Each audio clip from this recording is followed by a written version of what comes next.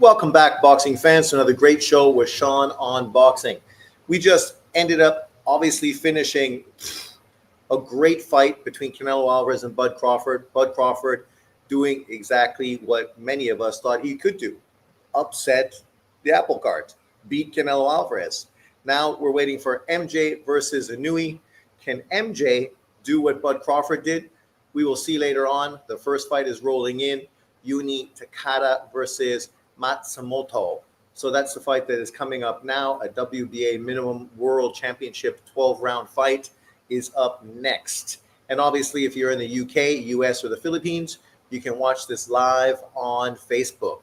So I'll be back after this short message to talk boxing.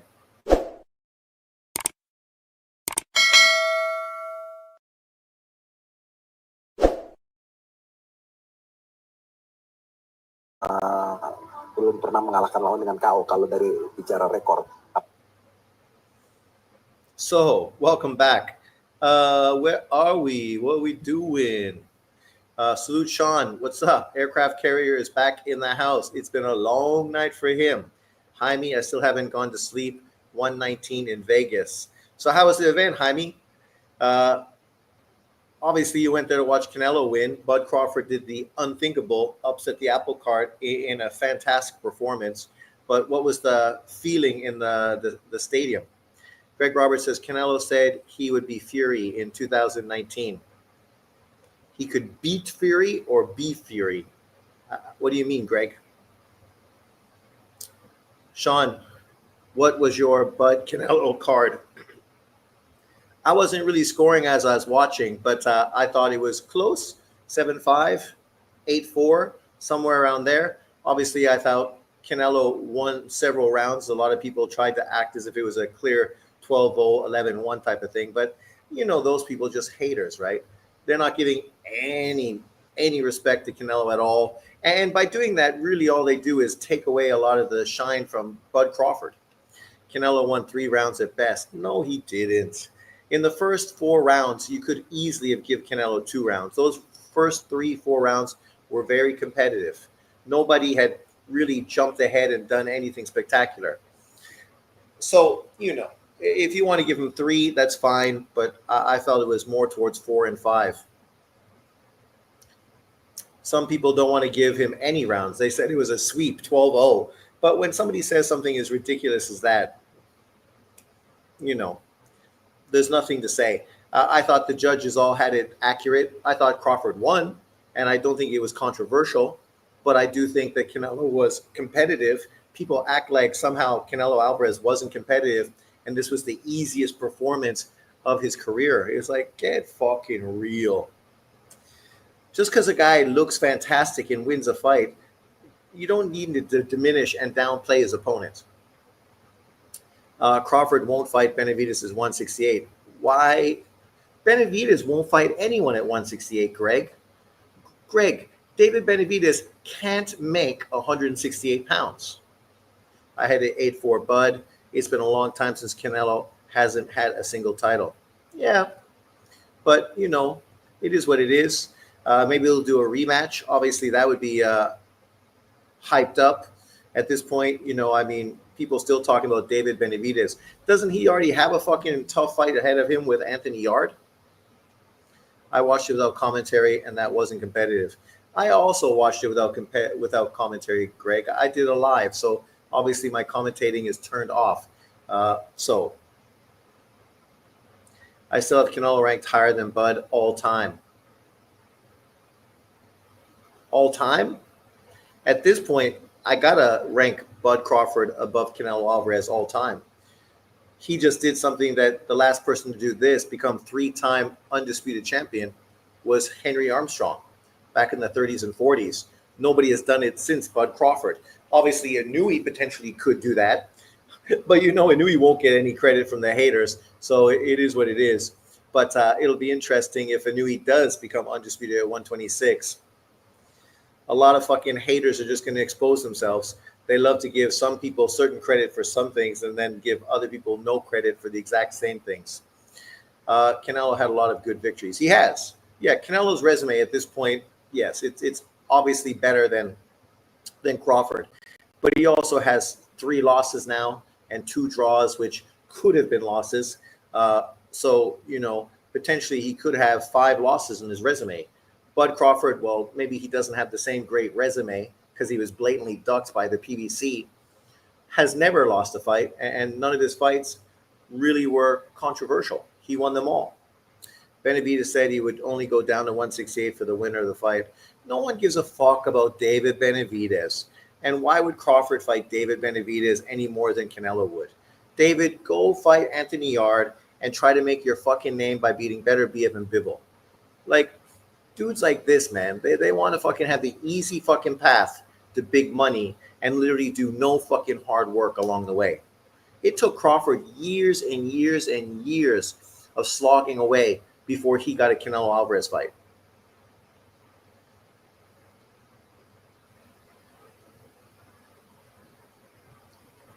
Jose, who cares about those fucking two? Both useless. Their careers fucking, the brother amounts to nothing. The father and the other son contradict themselves always. David fans overlooking Yard. They're overlooking him, and don't be surprised if he gets fucking flatlined by Anthony Yard. And then it'll be interesting to see all this bullshit that they're peddling now.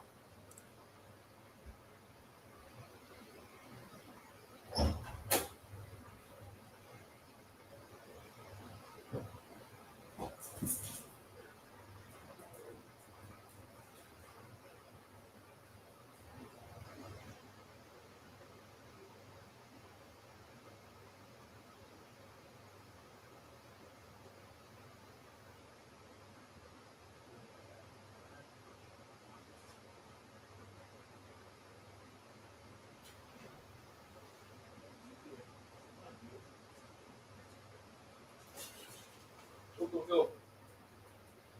You.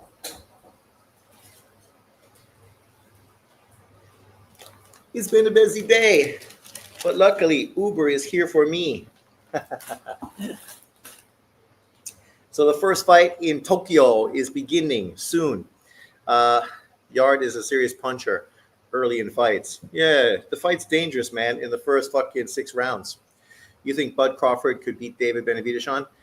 I think it's irrelevant.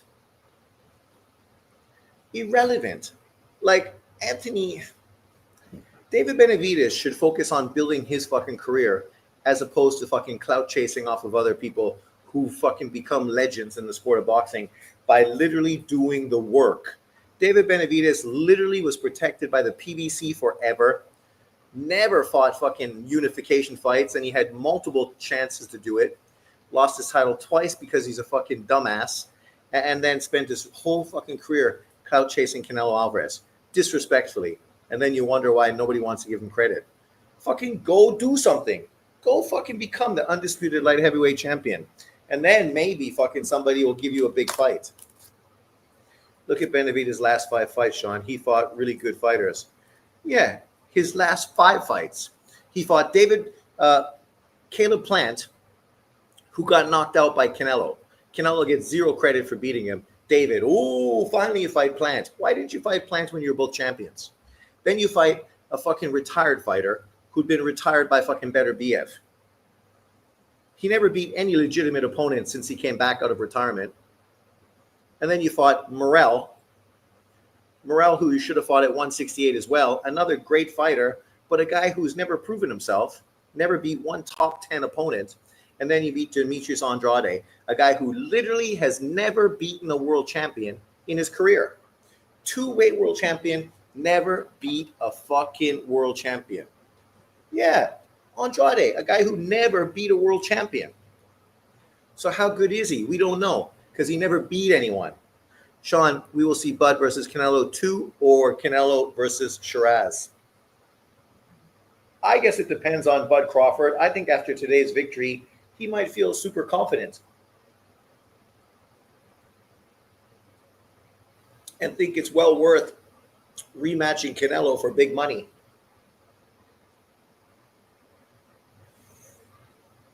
Then they can put Shiraz on the undercard to give him a big fight and make sure he's getting his money and his due, and then see about fighting afterwards. But You know, at this point, to be fair, Bud Crawford can retire.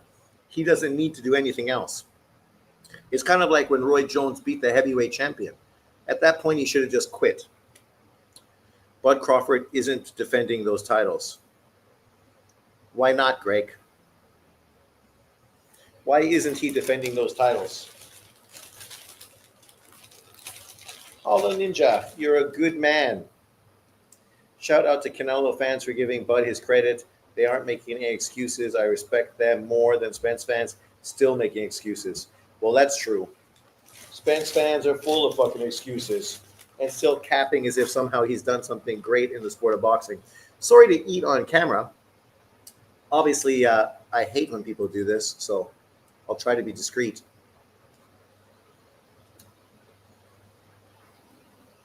Bud gave the belt back to Canelo. Sure, it probably looks similar, but there's big money on the table, and it gives Canelo an opportunity to redeem himself. See if he can do what he did between the first and second Golovkin fight. Do an ASMR, Sean. What's a ASMR?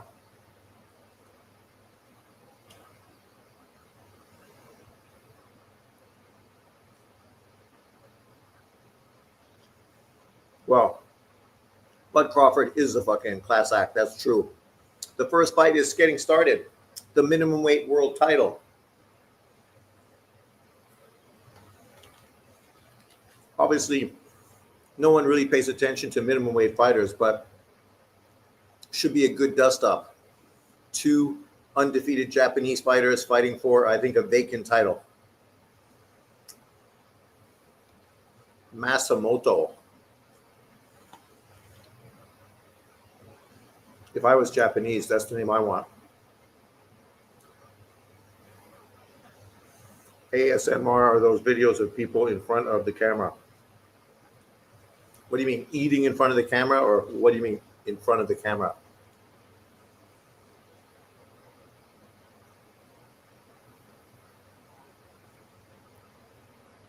Andrade, never beat a world champion, past, present, or future. Put that in context. And that doesn't diminish him as a good fighter. But the same criticism we have towards every good fighter, if you never take on good opponents, how do we know how good you are? And then you take on Benavidez and you can say, it's my 3rd weight class. Well, that's your choice.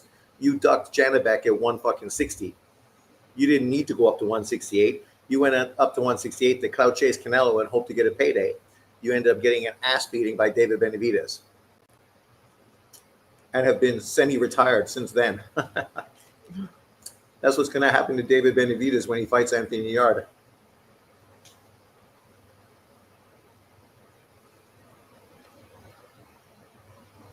If it was anything else, I wouldn't eat, but you know McDonald's French fries. If you don't eat them early, then they just taste like garbage.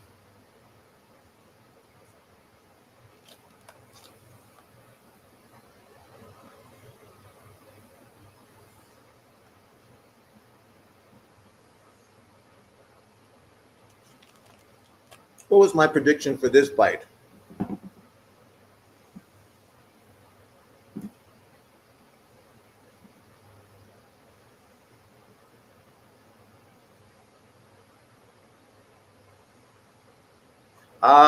I picked Matsumoto to win by 5th round TKO.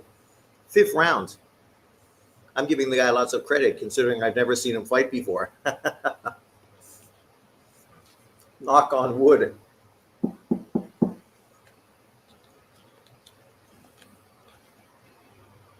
Well, I also thought IBFP sort of was capping in just the disrespect he was throwing towards Canelo afterwards.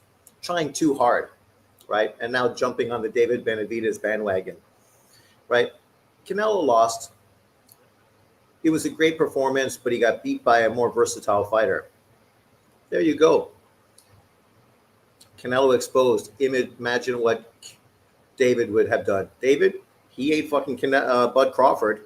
He don't have feet. He can't move. He's going to be sitting there right in front of Canelo. The dude literally has no fucking movement at all. So how are you going to compare a flat-footed fucking statue towards Bud Crawford, a future Hall of Famer. Come on, Mirage. You could do better.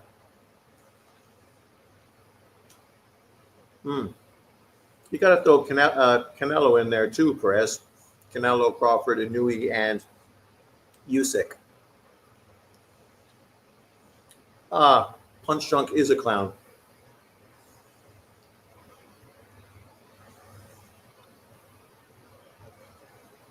I picked Crawford too. So what's your fucking point? I also picked Crawford.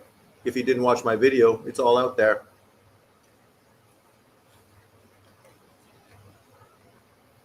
Okay.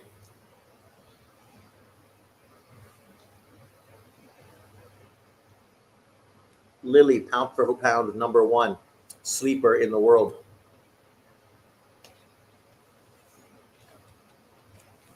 Mirage, you got to ask yourself why somebody down under is such a dick rider for fucking a pseudo Mexican who's yet to really do anything in his career. You're kind of like the LDBC who now are dick riding Devin Haney, who's done more than David Benavidez, but still doesn't come across as if he's going to be a future Hall of Famer. Neither does David Benavidez. You can't give him credit for what fucking Bud Crawford did. You recognize great fighters. No, it sounds like you just dick ride. That's all.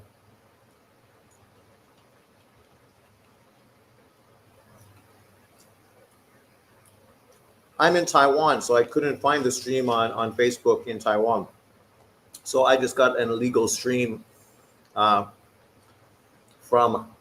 what is it, RB plus, blah, blah, blah, whatever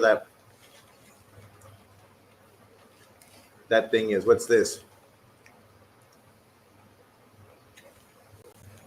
Well, it's not a back foot game. Canelo needs more volume, right? More volume. He's like Tank Davis and Deontay Wilder. You don't throw enough punches to beat somebody who's more active than you. You hope you land a big punch to knock them out. But if you don't land a big punch, now what are you doing? How are you winning rounds? Will Bud stay at 168? I think Bud will retire, in all honesty.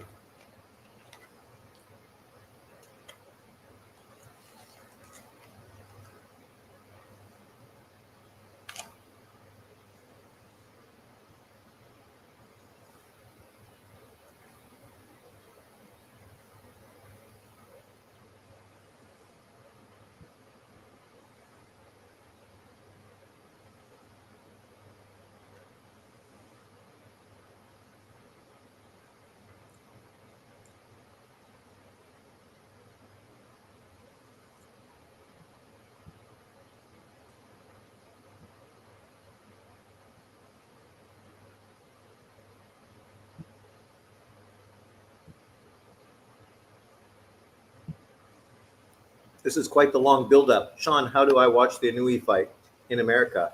It's on Facebook. Facebook is supposed to give you a link. You're supposed to be able to watch it on Facebook in the US.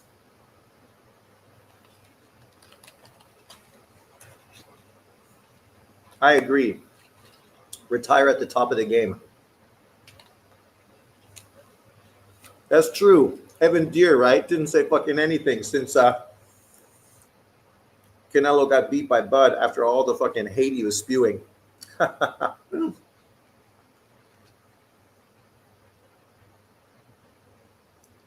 to 160. Why though? To fight who? Carlos Adames or fucking Janibek? Why bother? Why bother?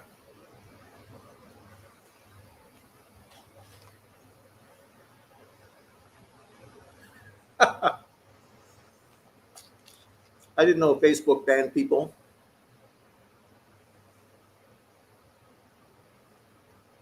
Well, then just go to one of those websites for free sports streams and try to find a stream like I did. You know, RBTV Plus. RBTV. Huh? What happened?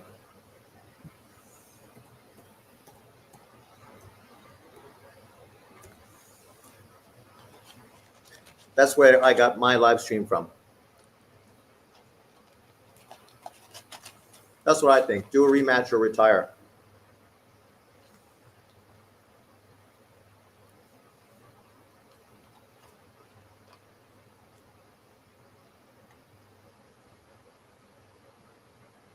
Did you try this website?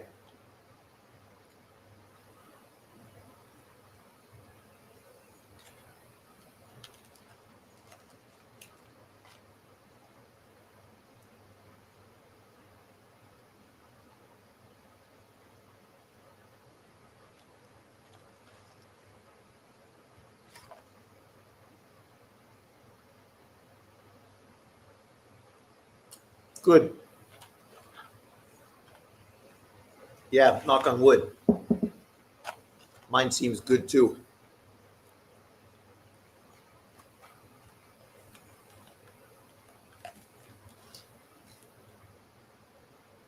Udai versus Matsumoto.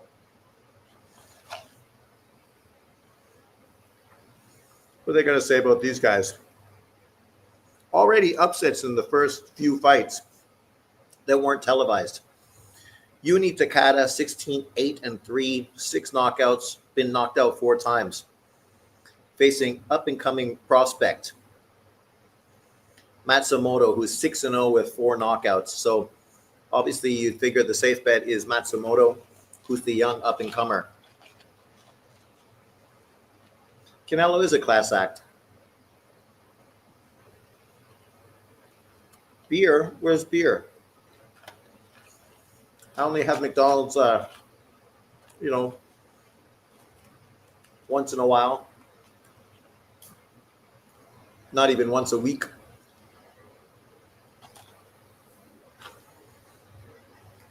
But to be fair, my blood pressure is a little high.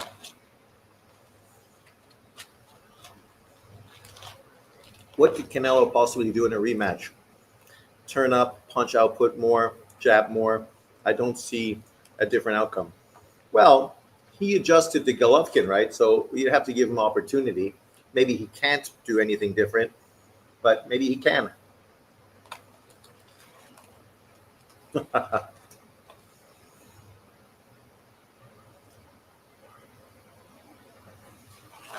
Okay, the fight is on. Round 1. I know a guy in Kelowna named Connor who fought this guy named Travis in Mission Creek Park.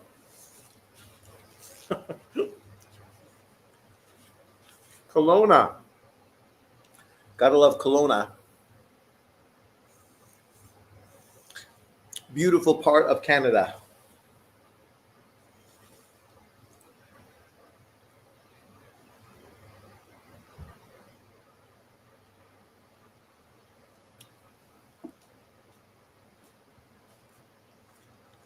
So round 1. Matsumoto looks like a boxer. Good shape. Crawford is like a chameleon. He fights different in every fight. Well, that's what a great fighter is, right? Somebody who can adjust. That was always my reasoning for picking him to beat Canelo. More versatile.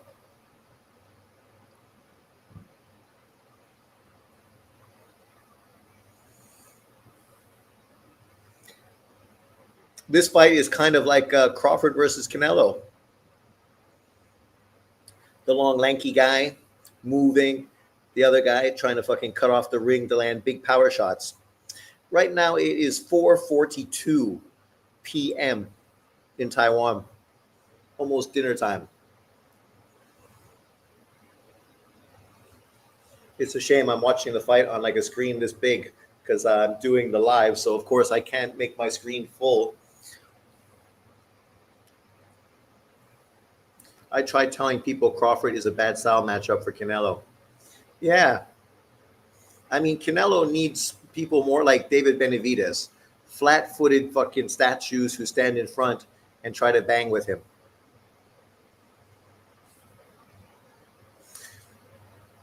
as opposed to guys that use a lot of movement. And to be fair, Crawford didn't move too much. He just moved the right amounts, right? Enough side to side movement to keep Canelo off balance, enough movement to frustrate him, enough movement that near the end of the round he would just pull away and say, well, I already won the round, so I'm just going to take it easy for now. But used just the right amount. Exactly.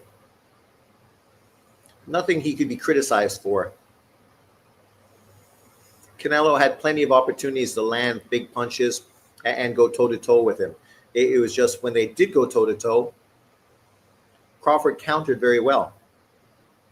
People say Billy Joe was a style nightmare for Canelo. Billy Joe was, right? He gave Canelo lots of problems until he got his face broken. Good straight left from Udai. Boom! Right down the pipe. Or sorry, Matsumoto.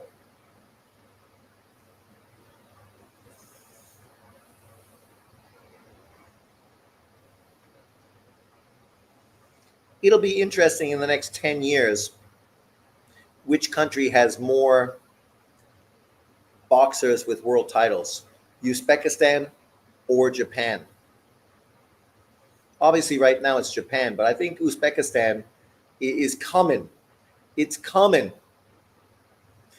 They're the dominant fucking amateur team right now in the world. I just saw like a tournament, amateur tournament that's going on, and they're talking about which countries are dominating. Uzbekistan and Kazakhstan, domination.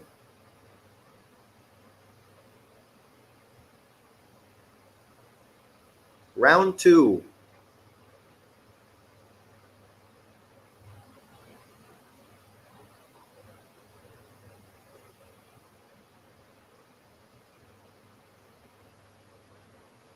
Here we go. Uzbekistan, 11 world titles. Kazakhstan, 10. China and England, 5. Brazil and India, 4. Everybody else, 3, 2, and 1. Domination. A lot of Canelo fans expect Bud to not adapt well at 168. He moved very well for the weight. Well, that's my question, right? I was wondering, with the extra weight, if it was going to potentially slow his legs down and give him problems with regards to his endurance. But no. Nice body shot from Matsumoto. I just saw the fight again. Canelo was landing body shot majority of the fight.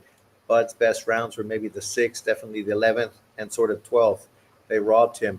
Go look at the fight again. Come on, ads. Get real. They robbed him. I saw a few YouTube channels trying to perpetuate that myth as well.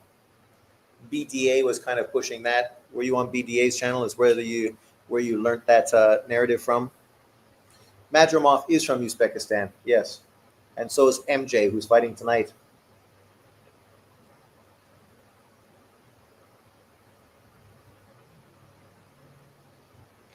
So already they have quite a few good fighters, but they're really producing a lot of up-and-comers. Someone claimed robbery. Actually, I've seen quite a few people say it. Then I saw people crying that the scorecards were too close. I mean, all 3 scorecards were very comparable. I mean, Bud Crawford won. Why try to create, narrative out of nowhere? The right man won, and that's all you got to say. And there was no scorecards that were way out of fucking whack. Matsumoto's going to knock this guy out. I don't know if it's going to go 6 rounds like I was hoping, but it definitely looks like it's coming soon.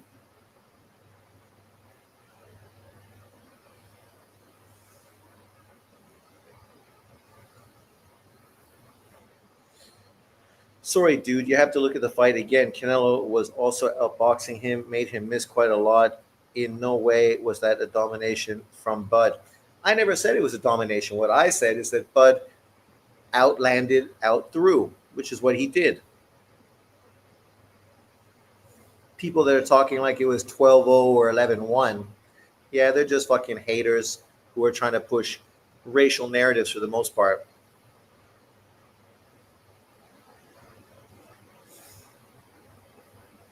Anybody that really watched the fight knows that Canelo had moments, was landing some crisp, clean right hands to the head, some good body work. But most of the time, when he was landing body shots or head shots, Bud Crawford was countering him. Bud Crawford was putting his punches together. Canelo was mostly loading up on one punch here and there. You can't beat a guy who's throwing combinations when you're throwing one punch. Inevitably, you're going to get outworked, which is what happened. Actually, I thought the rounds in which Bud ran more, he lost, whereas he won most rounds in which he exchanged. His faster hands won him most of those exchanges. True. And the fact that he threw multiple punches, not just relying on landing one punch. So Canelo would land one shot, and then Crawford would throw like three or four and mix up really well, going head and body. Crawford also had some success with his jab early on as well. Bud wasn't running.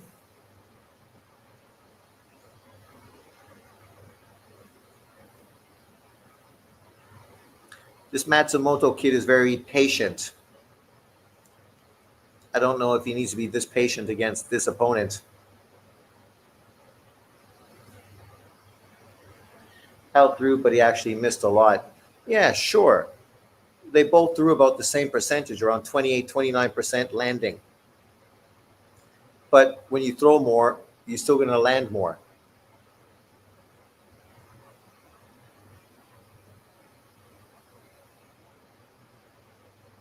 No, I had more. I had like 4 or 5.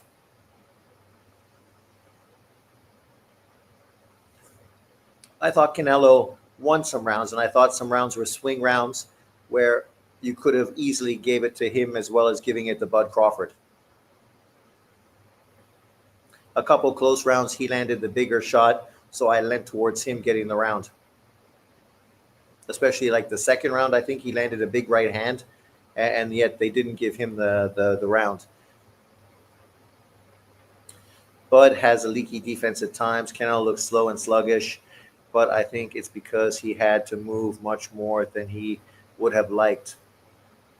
Yeah, but Canelo, he's never been the most fleet of foot fighter, even back in his heydays.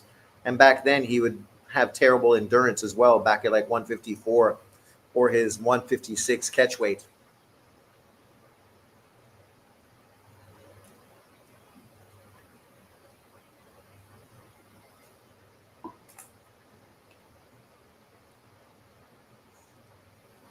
That's true since Billy Joe Saunders, right? Last time he got a stoppage. He has been fighting bigger guys, so it's no surprise that they can take his power.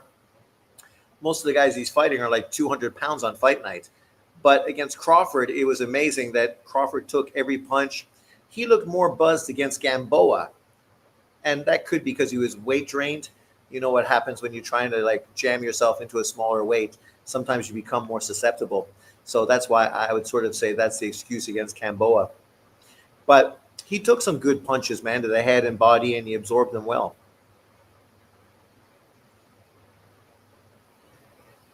True, but what shocked me is the hands look slow. Canelo,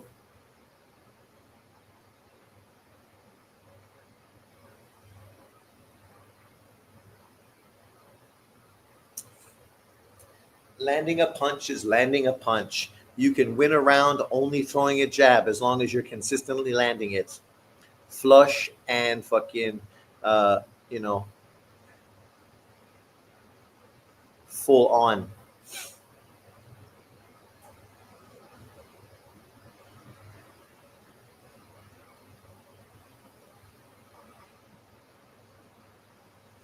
If I was Canelo, I'd retire as well. Because at this point, I think it's pointless to keep going. You just lost one of probably the biggest fight of your career, got paid $150 million. You can play golf, hang out with your kids. There's no need for you to continue to fight. I mean, what's the point?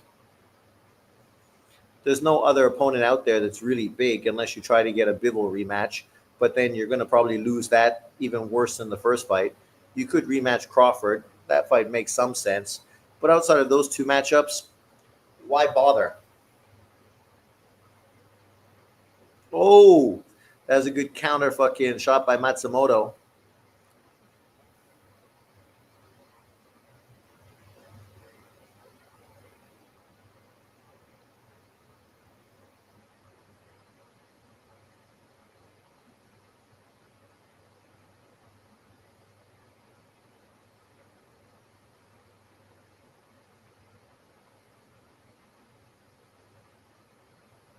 I agree. I think if you keep fighting too long, you end up losing to guys that are beneath you. Right now, he's lost to all Hall of Famers: Floyd Mayweather, Bud Crawford, Dimitri Bivol, right? Two, all three of them pound for pound fighters, two of them undisputed champions, one bigger, two obviously smaller than him, but historically great fighters in both Floyd Mayweather and Canelo, Bud Crawford. So losing to them, it's not the worst thing you could say for your resume. But if you end up losing to some fucking Billy or somebody down the road in a fight that doesn't mean anything, or a Hamza Shiraz, I mean, yeah. Especially if you were, say, to get knocked out because you're just getting older, not as motivated. Like somebody on IBFP, I think, was talking about how they watched a documentary of Canelo and just his lifestyle right now. Obviously, he's living in luxury, man. You know, like the whole Hagler analogy. You're sleeping on silk sheets, right? So waking up at 4 in the morning to go do your 5 miles and go to camp, you're just not motivated like you once were. You're not hungry. Yeah, 7-5, 8-4, I think is fair. A rematch, I wouldn't be opposed to a rematch. It would make sense.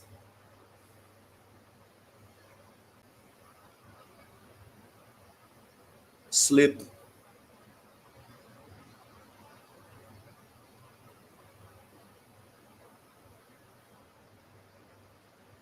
But you got to ask yourself, what can Canelo do that's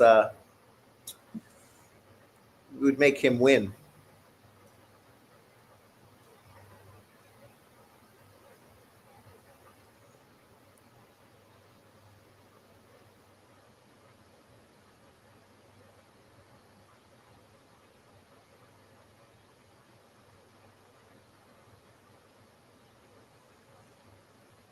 I think it's funny though. A lot of the clowns out there talking bullshit. I think Bud may take another fight. He's definitely a side now. Oh, a side now. Yeah, but then at this point, there's no point taking a lesser opponent, because the same is true for him. If he was to fight somebody that's lesser than him, say Carlos Adames, and Carlos beats him, that shit would be fucking whack. He should just take some money fights. I don't want him to retire. My favorite fighter ever. Uh, oh, you know, he could fight Jake Paul, Canelo. Jake Paul fight on Netflix. Bud's birthday is 2 weeks, turning 38. All the cap about him being a world champion, not taking on those fights, he's no longer world champion. So he can go fight Jake Paul, big money fight. That fight will be huge, especially when Jake Paul knocks out Tank Davis.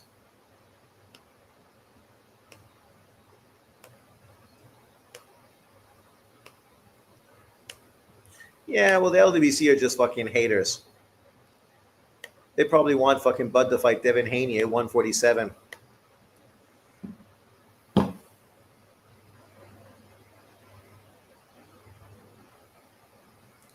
Throw your jab to the body, kid.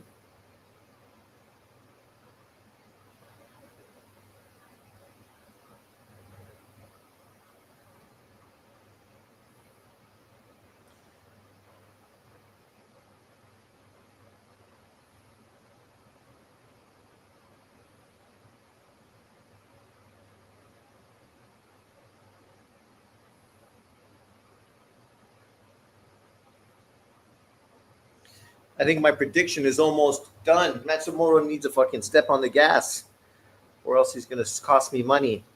Cost me money, motherfucker.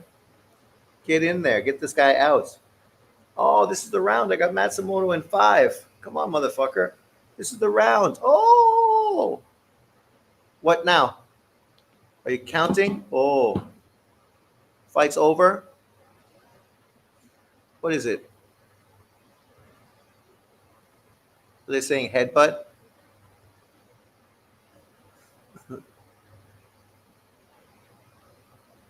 What's wrong with this guy? He's acting like he's dead.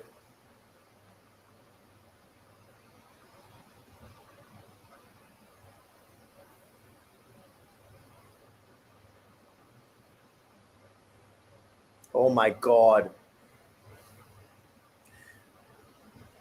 So you get headbutt, the other guy doesn't react, and you fucking drop on the ground like somehow somebody shot you.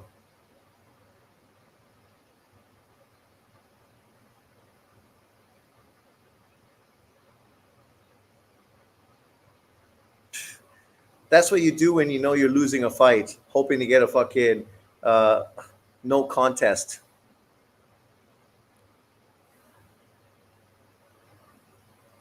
Come on, give me the TKO. He can't continue. So my fighter wins. Go to the scorecard. See, my guy was going to stop him in the fifth. Then you got that fake ass bullshit.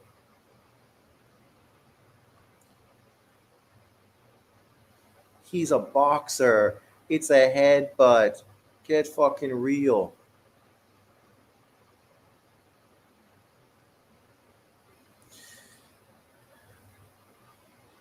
I've never seen a fighter react to a headbutt like this Japanese guy just did.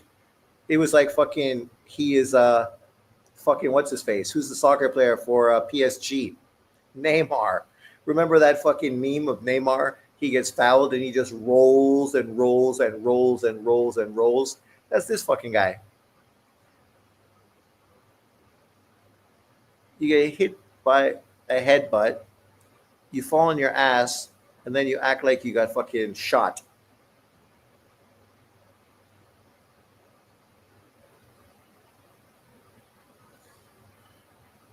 You're a boxer, man. You must have been headbutted fucking plenty of times. To still be down at this moment, it's like, fucking Christ. Come on, man. Neymar, get up. Get up, Neymar. What the fuck's wrong with you? He got knocked out by a headbutt. Pretty much. The headbutt was real, Sean. Accidental, though. No, I know it was real, but look, they're carrying the guy out on a fucking stretcher for a headbutt. Like, it was a headbutt.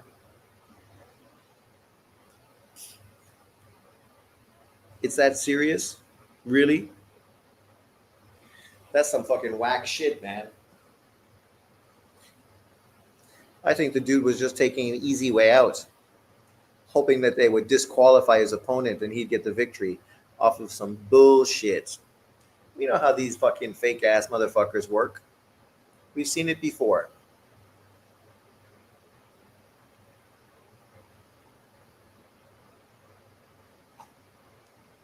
Must have hit his brain. Usyk said from the beginning, Crawford is pound for pound. You can't stop God's plan.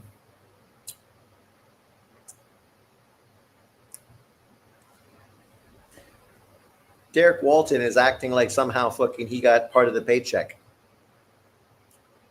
Just hope it's another situation with a dead Japanese boxer. How could he be dead fucking from a headbutt? It's not like he took much punishment. This guy also got his head hit. And he's fucking just standing there going, what the fuck, man? What just happened? Like, I've seen fucking dudes get their heads chopped off by samurai swords fucking have smaller reactions than that. All the corners like, man, I don't know what the fuck happened. Nobody knows what's going on. They got a world title here, but they don't even know who to give it to or what's going on.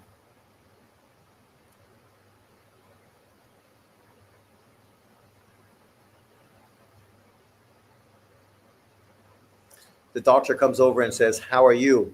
I'm fine. The headbutt did not kill me so much. So they're going to go to the cards. The other guy's going to win.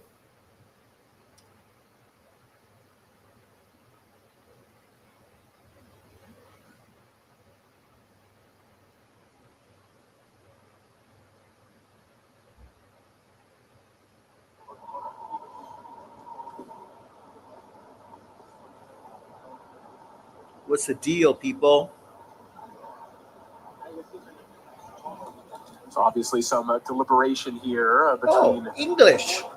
ring announcers. A Japanese fight with English. Hope to get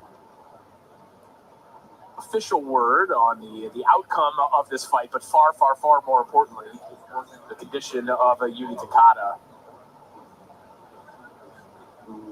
Credit to ringside staff, Morgan, were immediate in their reaction in getting him on a stretcher and out of the venue. Oh my God.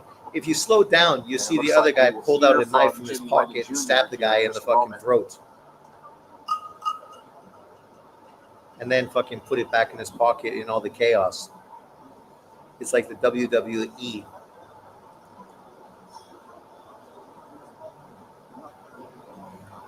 I don't know my head so hard. Ladies and gentlemen, this bout has been stopped at the time of 1 minute 26 seconds of round number 5. At that point, the recipient, Takada, is a recipient of an unintentional headbutt, unable to continue. We go to the scorecards with a technical decision. After these 5 rounds, the decision is unanimous as the judges are in agreement. As our judge at ringside, Tetsuya Iida, scores it 50-46. Tatsuhiko Nakamura and Kazutoshi Yoshida both score the bout 50-45. All 3 in favor of the winner. And he is still undefeated. He is the new WBA minimum weight champion of the world, Ryusei Matsumoto. So I got my 5th round. Is it a TKO? Do I get points in my league? Probably not. Bullshit.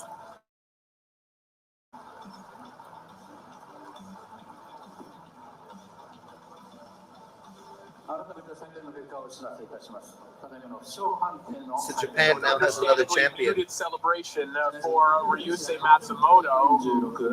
The ending to this fight, or rather some of the highlights from it prior to the ending, does indeed tie Kazuto Ioka's record for the fastest taken gym fighter to win a version of the world title, but certainly not the way that he would want to do it. No, Corey, when you're as proud and as competitive as Ryusei Matsumoto is, one, yeah, you don't want to participate in a fight where somebody suffers an injury that serious, especially as you said, when you're coming into the ring carrying the grief of having seen this. Well, the right man got it. That was accidental heavy headbutt, man. Just hope it didn't cause brain damage. Brain damage? If that causes brain damage, you better start fighting with a helmet. I've been hit by fucking cars on my motorcycle and landed on my head. Much fucking worse than that shit there.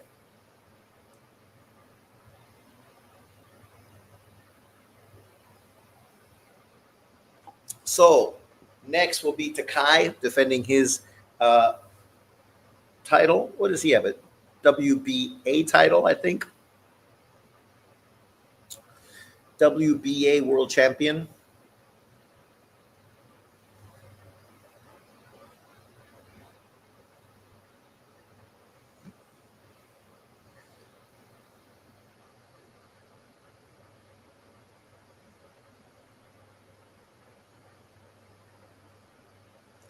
The controversy. Oh, here you go. Absolutely schooling, diabolical scoring. What do you mean diabolical? Like, if you watch the first 4 rounds of the Crawford fucking Canelo fight, it could have easily been 2-2 at the end of 4 rounds. If you want to give Crawford all 4 rounds, that's fine. But then don't get fucking bent out of shape when somebody else gives it 2-2. Sean, you changed, man. What I thought the bullshit you were spewing was actually valid to some degree. What are you talking about, Derek Walton? What bullshit? We're watching a Japanese fight. What bullshit are you talking about? The fact that I think this clickbait title is fucking bullshit? What bullshit was I spewing, Derek Walton? The only person spewing bullshit are fucking you and fucking the channels you support. I'm fucking preaching truth consistently.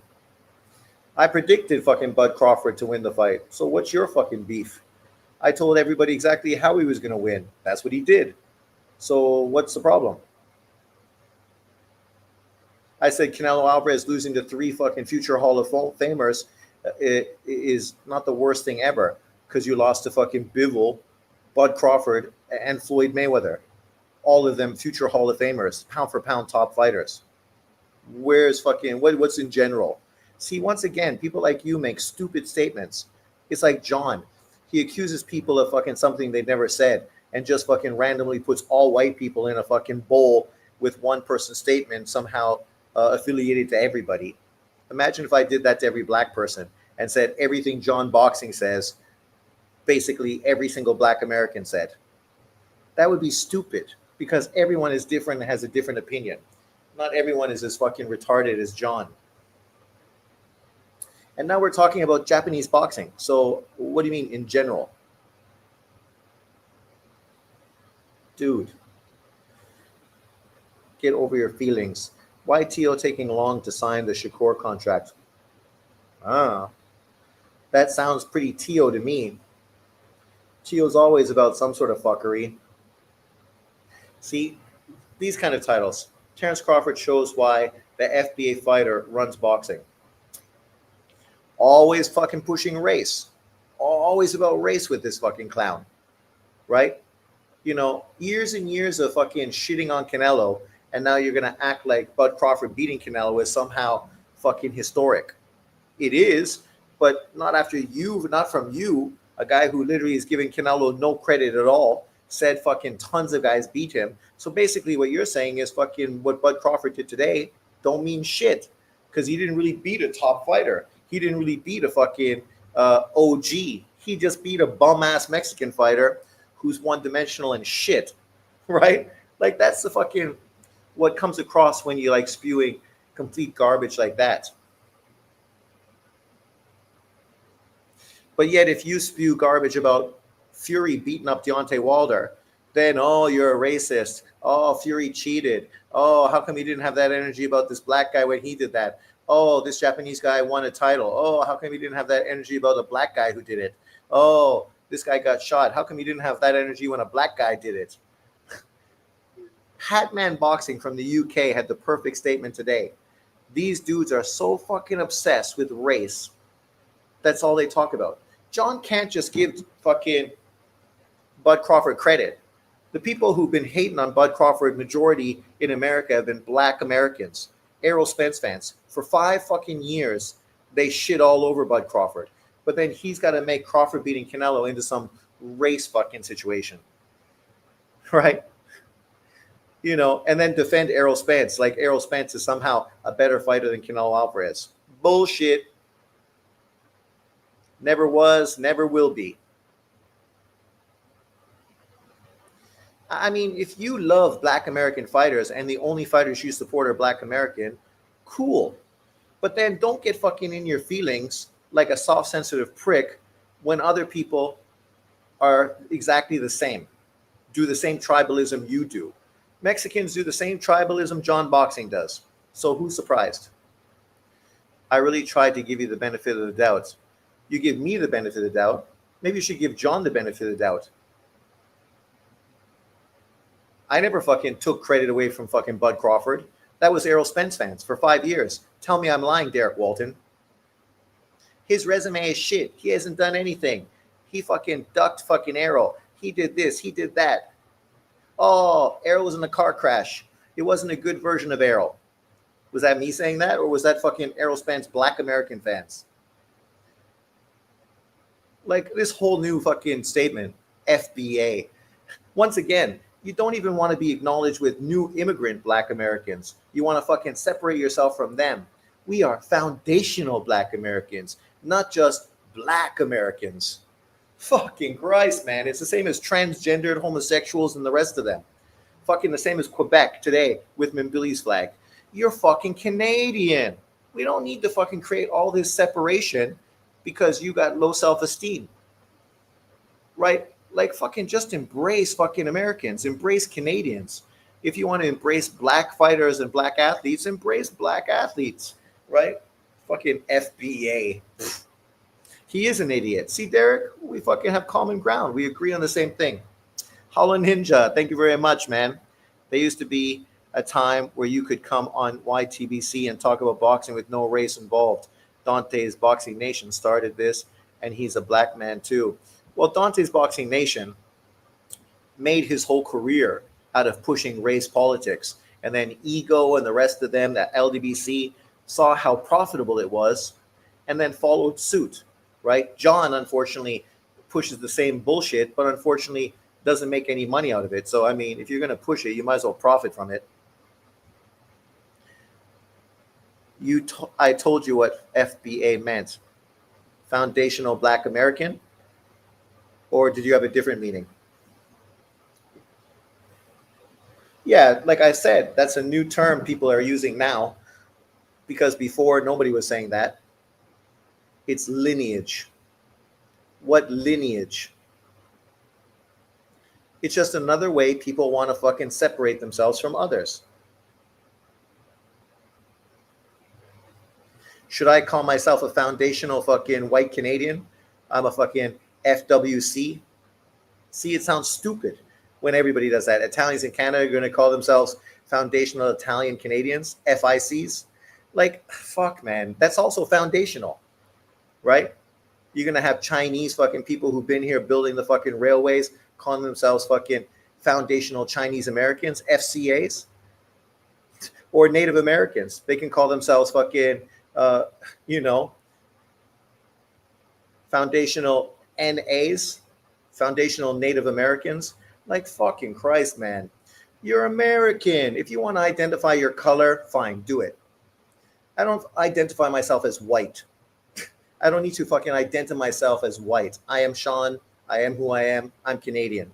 If you want to fucking limit me as a white person, feel free. But that's reflecting on you. Nothing to do with me. I don't want to hate, but I don't think this is a Mount Rushmore win. Oh, Bobby, come on. See, Bobby's a black man from America. Don't want to give Bud Crawford credit. But yet people like John Boxing act as if it's all white people that are hating on Crawford. Come on, man. Just give the dude credit. It's a historical win. He just beat fucking a future Hall of Famer and undisputed 168-pound champion to become a 3-weight undisputed champion, the first person since Henry Armstrong to fucking do that. Blacks who were slaves were not immigrants, but built the foundation of the United States from free labor. Oh, okay. So, if you were Irish, indentured slaves in America, then you can call yourself FIAs, foundational fucking indentured, what was that? FEAs, foundation or indentured fucking slaves, right? A lot of those black slaves you're talking about had slaves. So what do they call themselves? Foundational Black Master Americans. Like, it just becomes fucking ridiculous and stupid. Fucking people that just fucking can't move forward in their lives and need to keep pointing fingers at other people and blaming them for fucking how unfortunate I guess they are in life now. Whereas Chinese fucking Americans have just taken over the country economically and don't say a word. They just keep fucking making money. I'm black, and we tend to start and bring the same racism we complain about to places where it does not belong. Let's just talk boxing. Facts. Blacks who were slaves. Yeah, I doubt the majority of these people that call themselves FBAs had anybody in their family that actually were slaves. But whatever. If that's what you want to be known as, and you want to fucking live off of that, then suit yourself. I don't give a fuck. I'm from Canada. We didn't have slaves in Canada. How all these race fans love your channel more than all the pro-black channels. We're a distinctive group. Oh my God. So are indentured slaves. They're also an indentured a group. So are Native Americans, fucking First Nations. No one fucking ever talks about them. Let me ask you, Sean, are you putting Bud today over Leonard, Floyd, Roe Jones, and Hagler? Over Hagler? Yes. Over Floyd,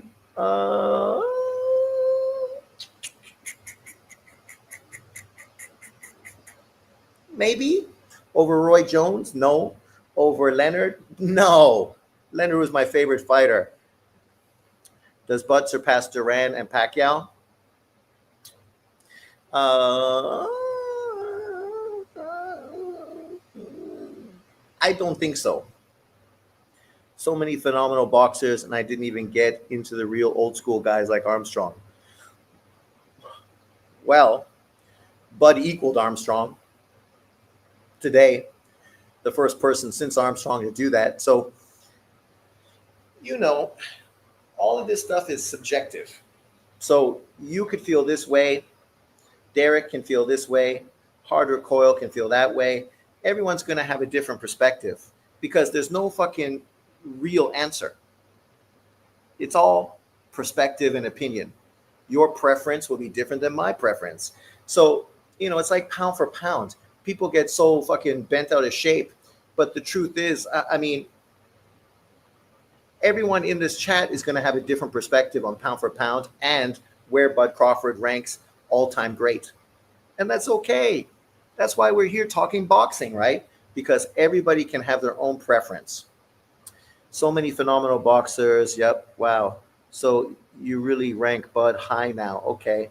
Maybe I just see it wrong. No, as I just said, we have preferences. I just think you can't undermine today's victory. Today's victory was fucking historic. If you want to rank somebody above Bud Crawford, that's fine. That's your perspective. But let's hope you can justify it, right, in a conversation, right? Some people just love to spew garbage and fucking make stupid statements like fucking Mirage, but then they can't fucking back it up with fucking solid foundation. Good things come to those who wait. Yes. Thank you, Hall and Ninja. That was Bud Crawford's statement, and no words were truer. Oh my God. Now Derek is fucking still talking about this topic. When we've moved past Derek.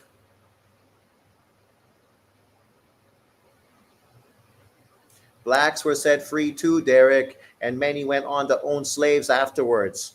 Like, come on, buddy. We moved past, we're talking about boxing. We don't need to fucking continue with this bullshit. The irony is many of you guys are so pro-Palestine and anti-Israel, right?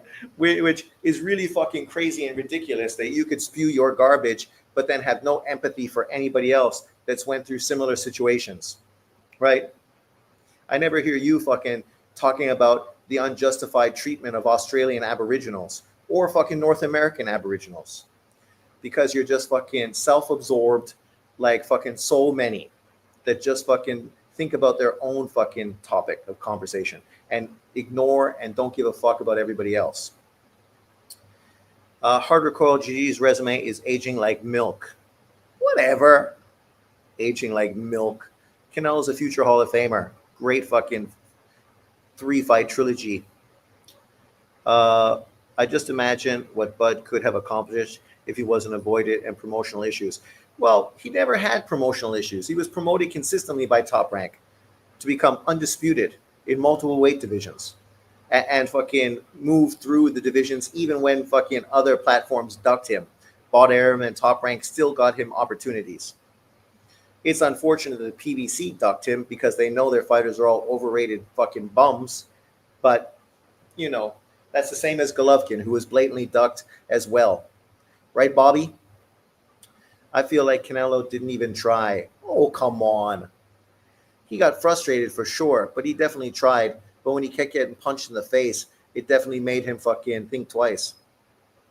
He would be a 5-division undisputed champion, 6-division. What are you talking about? Who? Bud Crawford?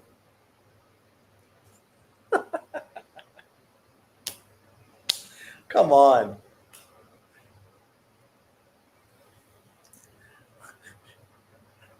That just sounds like cap.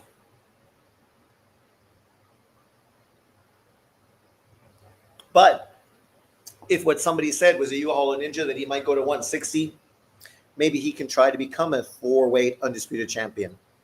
Go beat fucking Janabek. Get 2 of those belts. Go beat old ass fucking Lara and then fight Carlos Adames. Canelo's left hook to the body looks so slow. Well, it's because it wasn't close, right? Within range. It was mostly long range hooks, right? Which are never going to be nearly as effective. Yeah, if Bud could have gotten Charlo, that would be at 154. Madrimov gave Bud more problems. What's bullshit, Derek?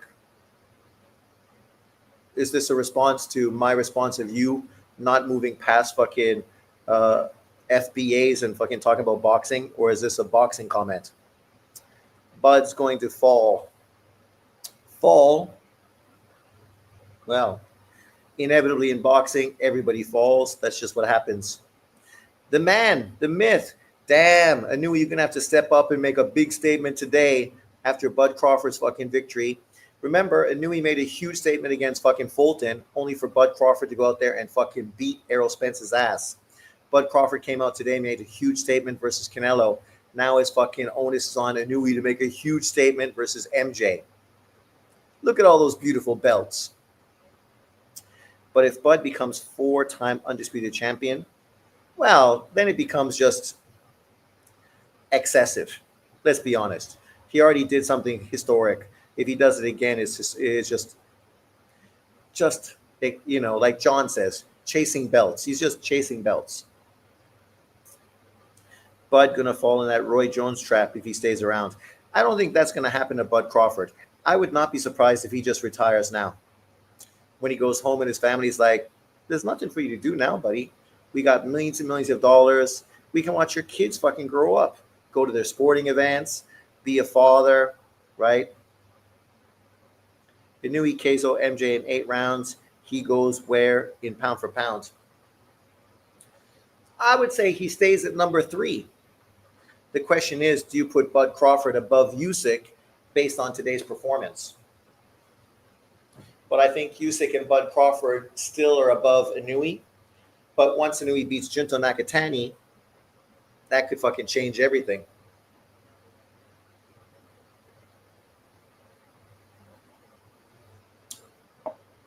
Fulton, MJ, Tapales, and then fucking Junto.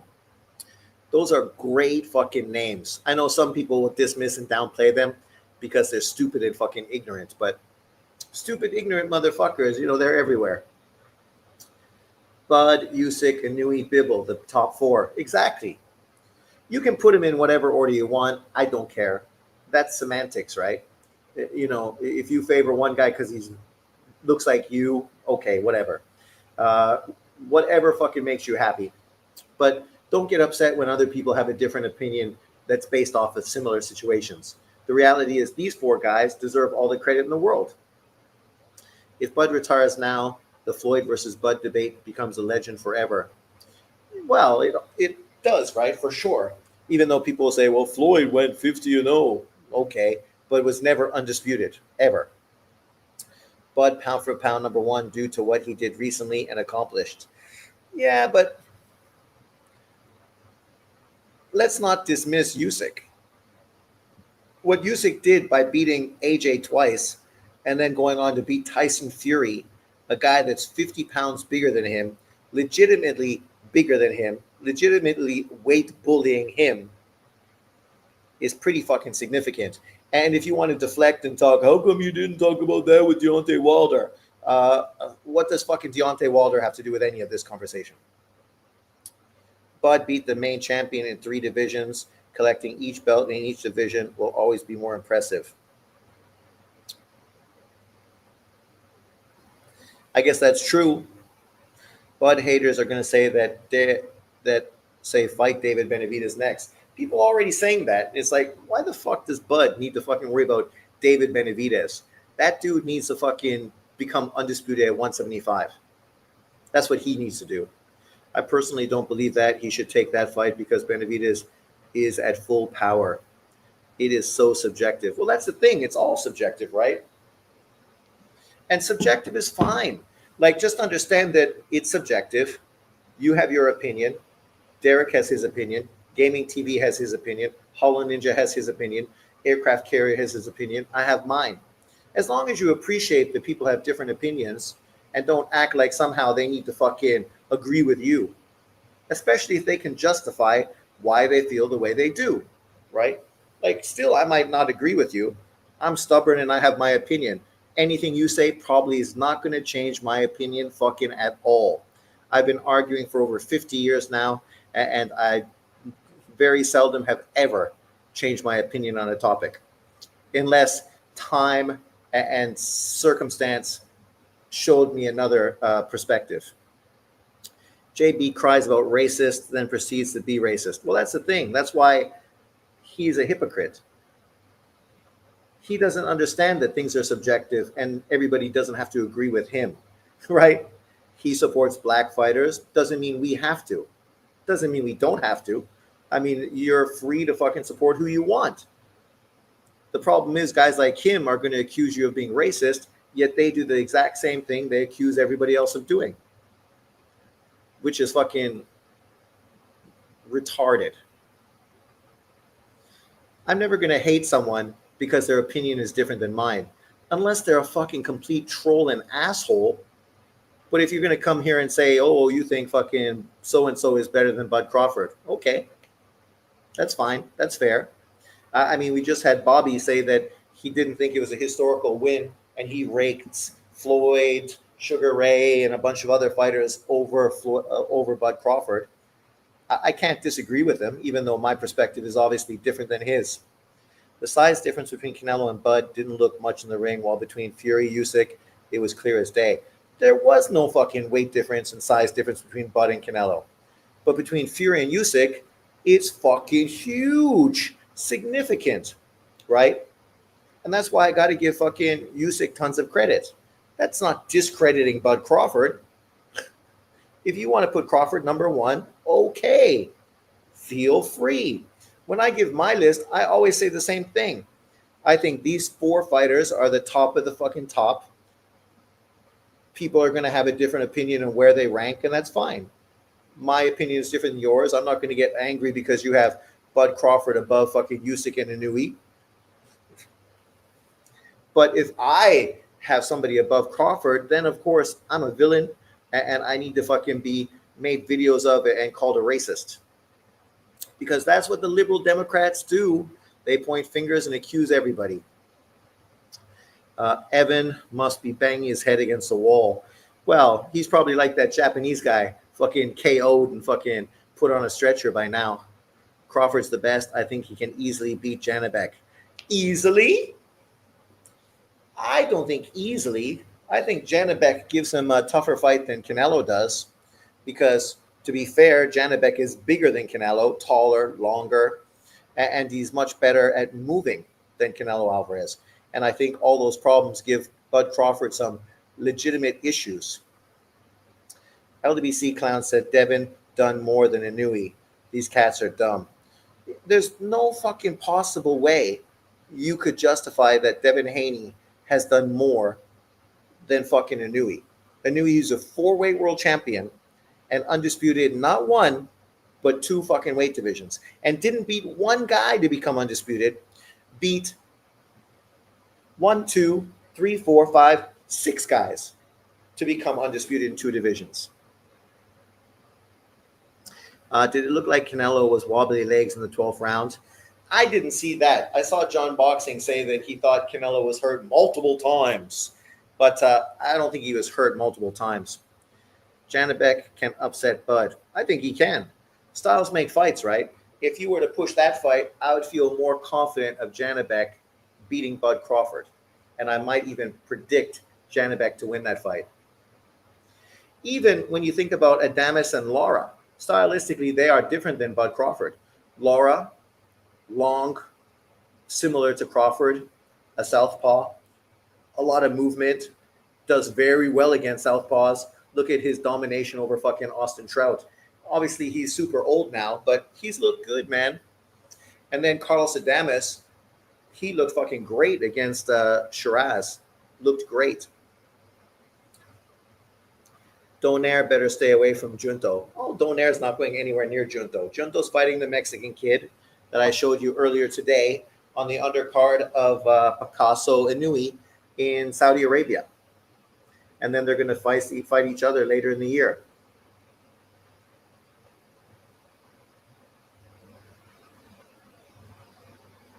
Yeah.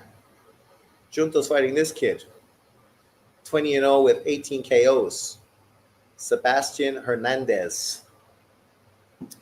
I did, but couldn't.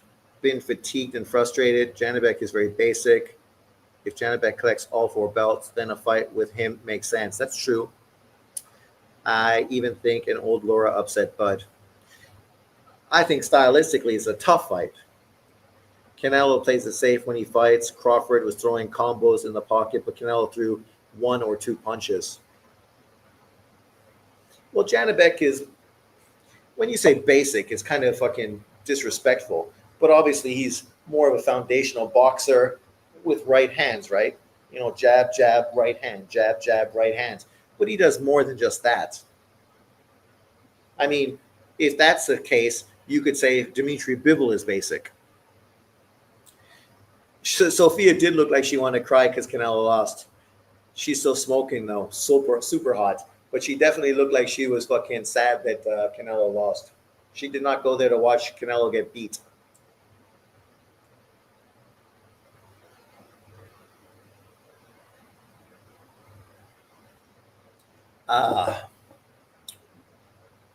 Speaking of which, why is this fight taking so long to get fucking back underway? Let's move it forward, people.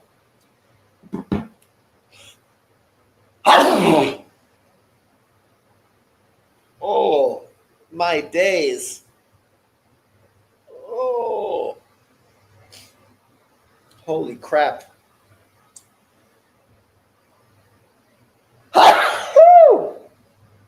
My days. Clarissa puts too much cake mix on her face. She's a fucking troll, that one. Thank you, Bobby.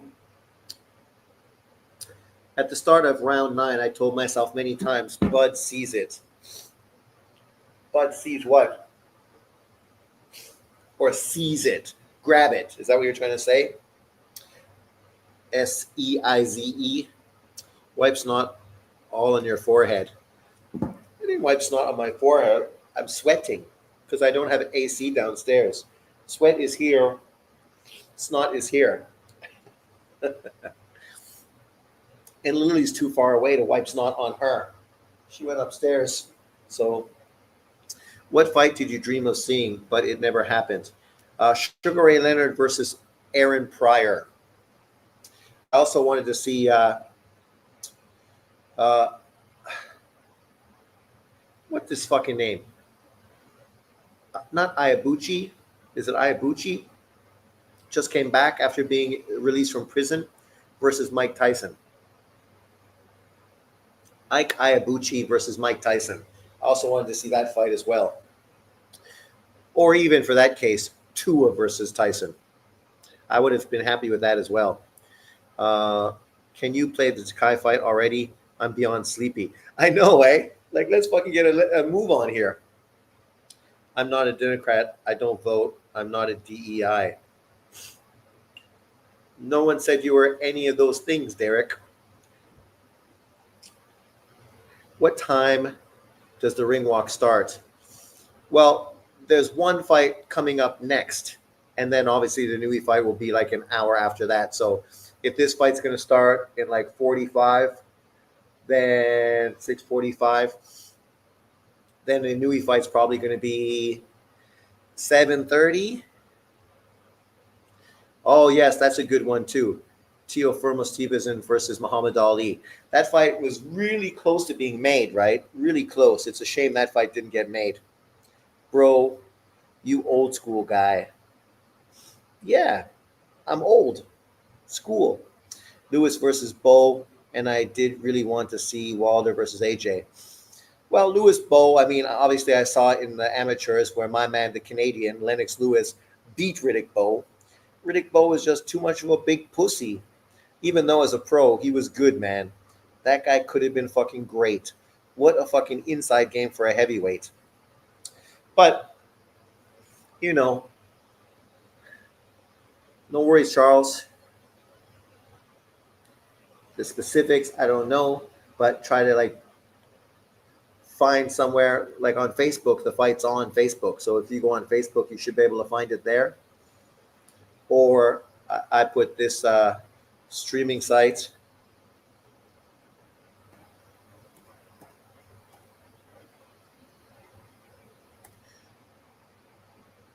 Which I'm streaming from, and they're good. So you can also watch it here on your computer or your iPad or your phone.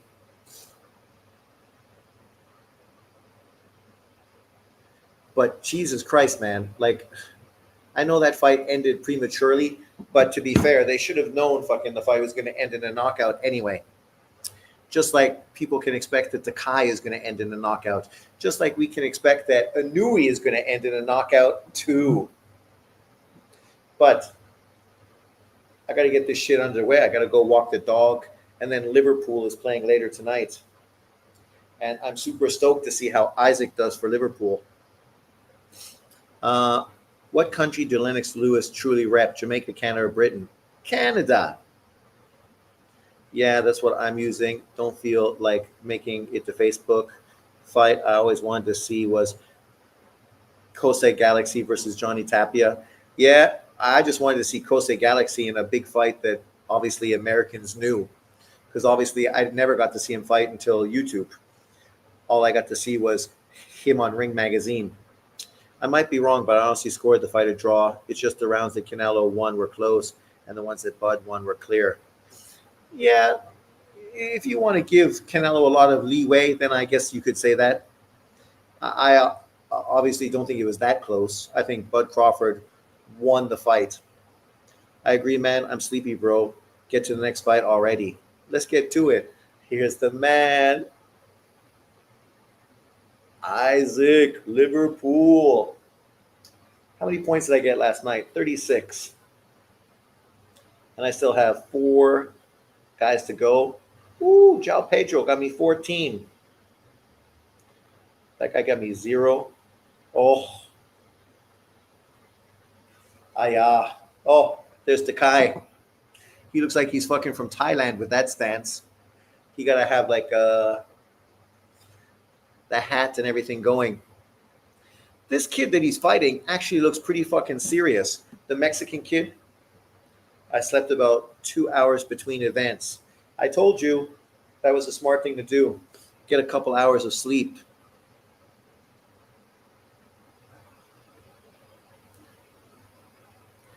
Like this kid, Crespo, doesn't look too bad.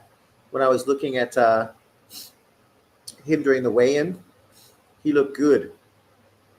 Christian Medina, Yemenez.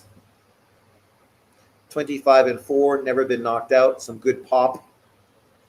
Got fucking hairdo like Meduna? Who's that boy band from Mexico?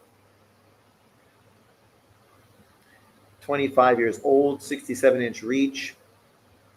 He lost to Nishida, and we know Nishida is a good fucking fighter. His fight with Junto Nakatani was solid. As I understand it, you weren't surprised at all by Crawford's victory. Me, no. I predicted that Crawford would win, so how could I be surprised? It unfolded kind of like I expected. I've never been a huge Canelo Alvarez fan. It's just I tend to have to defend him because of all the hate he gets. And I just find people are such hypocrites that they want to hate on him but give praise to dudes that actually have done less than him, which I find ridiculous, right?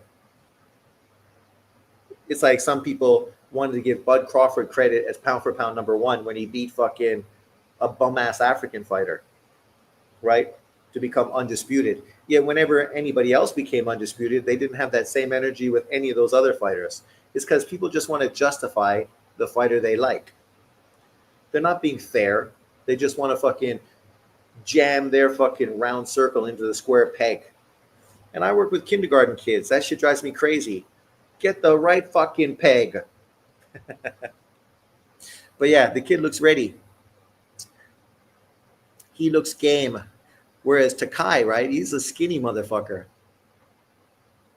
140 Crawford versus 140 Pacquiao would have been awesome. Could have happened. Pac-Man went his own way.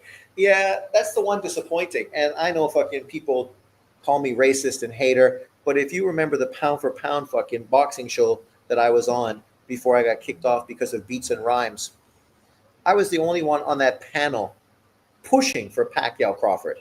Only me. The rest of those people on the panel were talking about how Pacquiao was finished, he should retire, that they didn't want to see Crawford versus Pacquiao.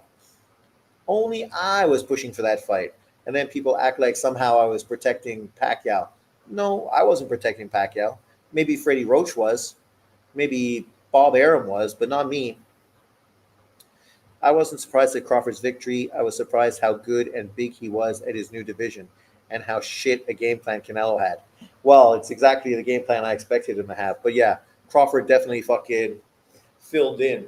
That's why when people try to use that weight stuff, it's like, man, come on. That just sounds so stupid right now in hindsight.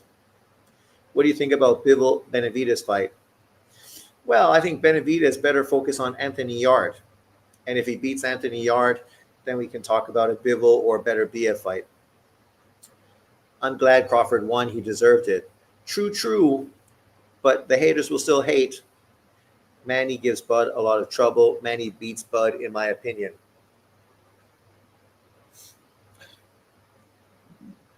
The one thing about Pacquiao at 140 is his volume, his explosiveness, and his foot speed. I think he's got faster hands, faster feet than Bud Crawford. He's kind of like a better version of Gamboa. And we saw early in the Gamboa fight that Gamboa fucking shocked Bud Crawford. I think Manny Pacquiao potentially would have done the same thing. It's a tough thing because obviously we never saw it. But yeah, I mean, but I'm a huge Pacquiao fan, so there's no surprise that I would lean towards Manny. Canelo, not the same. He lost his speed. Bud will move in there with Pacquiao. How many division champions has become? How many division champions has become who?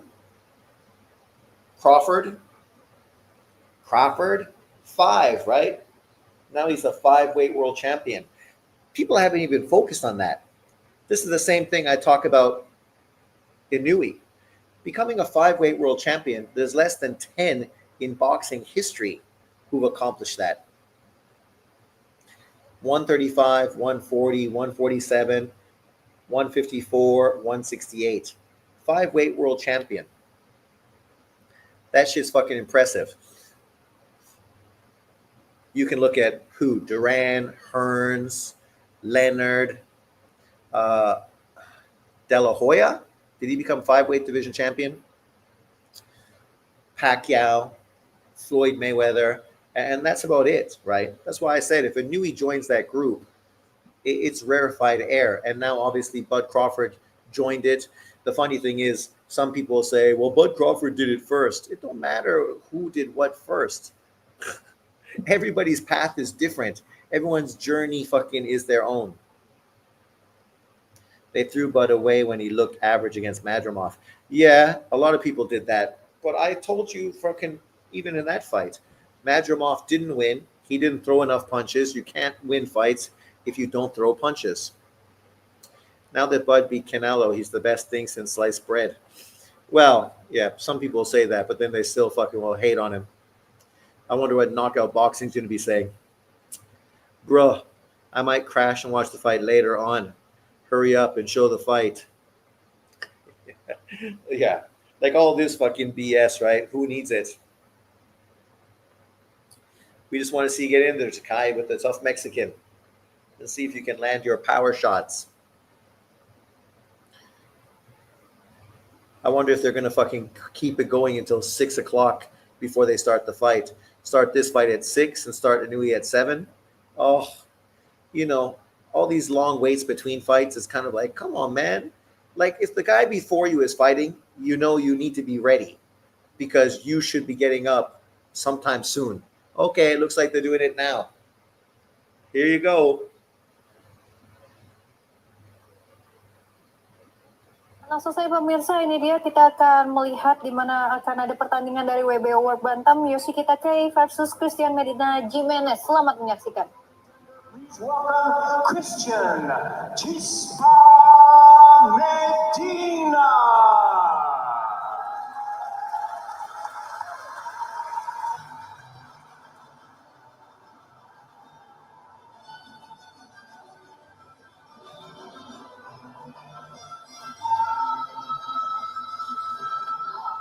Canelo winning 3 rounds. He was pushing forward, landing clean, hard punches, but TV unofficial score gave it all 3 to Crawford. That was crazy. Crawford did better in the later rounds. He did. I respect you because you speak the truth. You defended Janabek when everyone was throwing mud at him and saying that he didn't fight with anyone. Because I'm not a hater. I'm consistent. I like MMA events because they are coming to cage one by one with no bullshit delaying. Well, that's what you need, right? Get this shit going. Grandfather that he would one day become world champion, fighting now for just the 3rd time without his father in his corner here tonight. Over the years, Medina has supplemented his dad's teachings with lessons learned in the ring and in the gym. A loss on the road to Ryosuke Nishida taught him to start faster, while time spent in the Take It gym in Japan and the Reynoso gym in Guadalajara taught him new approaches and techniques. In particular, Medina worked with his opponent's arch rival Tenshin Nasukawa this camp in order to improve his work against southpaws, and maybe, just maybe, I think play he should a few retire. mind games as well. The question tonight is whether the lifelong diligent student has learned enough to knock off a natural talent in Yoshiki Takai. Takai. Nice ovation for Medina, of course. Having spent a lot of time here in Japan, has become a lot more familiar with the Japanese boxing press. Uzbekistan. Yeah, if you go to his Instagram, Corey, he spent a significant amount of time in Japan last summer and fall, training, sightseeing. He had a blast because I think he came back again to train for this fight. See Medina's family seated ringside, and of course, hoping to win that world title for his late father. A tall task in front of him here tonight. Postal. Also Madrimov. Postal, Madrimov. From Yokohama, Japan, he is the current defending Amir Khan, Kel Brook. champion of the world, Yoshiki Takai.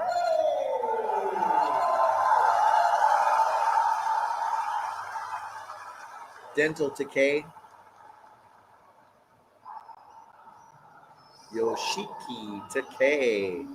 Have you noticed that there are a few big names in boxing now? Literally 15 years ago, there were like 10 big names in the middleweight division.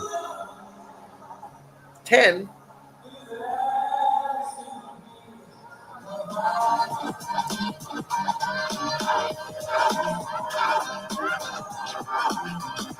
What's that? Well, I don't want fucking YouTube to out me for music, so.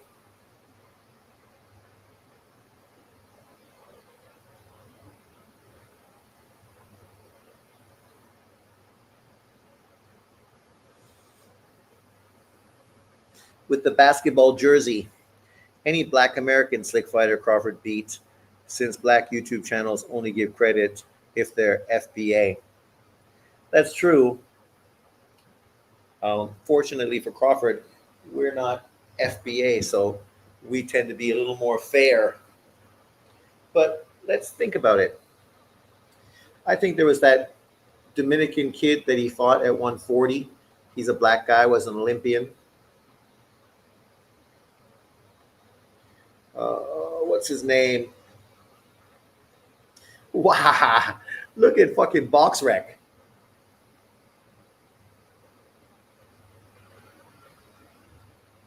Inoue and Junto 1 and 2. What? If Crawford had to fight Iglesias instead of some golfing billionaire with no stamina, do you think Crawford could have pulled it off last night? Come on, David. At this point, we still don't know how good fucking Iglesias is. He hasn't fought any fucking top-level opponent. He looks like he's good, but come on. I don't believe he beat the best guy in the division. Of course you don't. After the Canelo Crawford fight, I realized how tough a boxer Madrimov is. Crawford, pound for pound, number one. I don't know about number one, but he's definitely one or two. There he is, 42-0, 31-0, and that's what matters the most. Canelo, Madrimov, Errol Spence, his last 3 fights. 2 undefeated fighters. Canelo wasn't American, but obviously he's black. Felix Diaz, also not American, but black, Olympian. Postal, not black.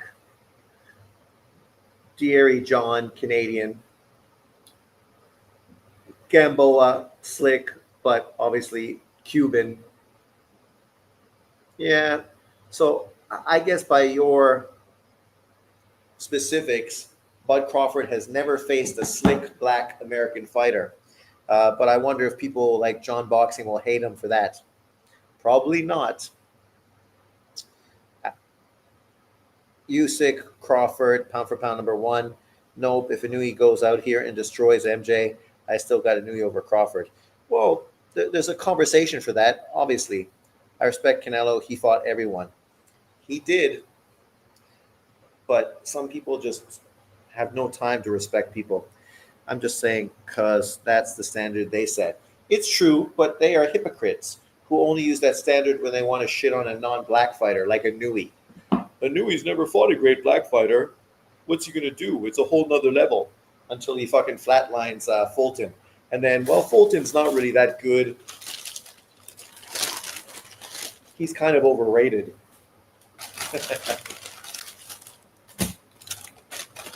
So that's the problem with hypocrites. They are hypocritical by nature. I mean, remember they were saying that about Manny Pacquiao, but then you could say the same thing about Floyd Mayweather, right? If you're going to hold one guy to a certain level, just be fucking consistent. Hold the other guy to the same level as well. We don't need no Japanese fucking anthem. You're going to play it now and then you're going to play it again for fucking Inoue? God damn. I like the Japanese anthem, don't get me wrong. Evan Deere, Roy Dixon, Stringer from Above, where are they at? Well, they're probably sleeping like many Americans right now who will watch this fight tomorrow when they wake up and then shit on it by saying like Ness from the Boxing Voice. It wasn't on American TV. The Inoue fight starting in probably an hour. This fight starting obviously right on time at 6. Inoue's probably starting at 7. Come on, David. Look at that watch. I could have taken a nap and this fight still ain't happening yet. I said you guys could sleep like about 3 or 4 hours before the Inoue fight. Look at me. I'm struggling too. I got a double cheeseburger and an apple pie here. But because I don't want to eat on screen and disgust you guys, it's just sitting there getting cold.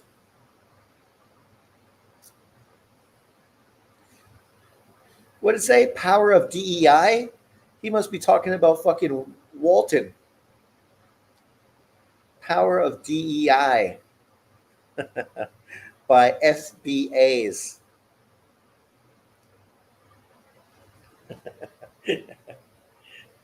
I can't find it on ESPN. It ain't on ESPN. You got to go to Facebook. It's on Facebook. Or the fucking link I gave you. RBTV Plus. But it's not on ESPN unless you got ESPN Deportes, the Mexican channel. And then I think it's going to be there.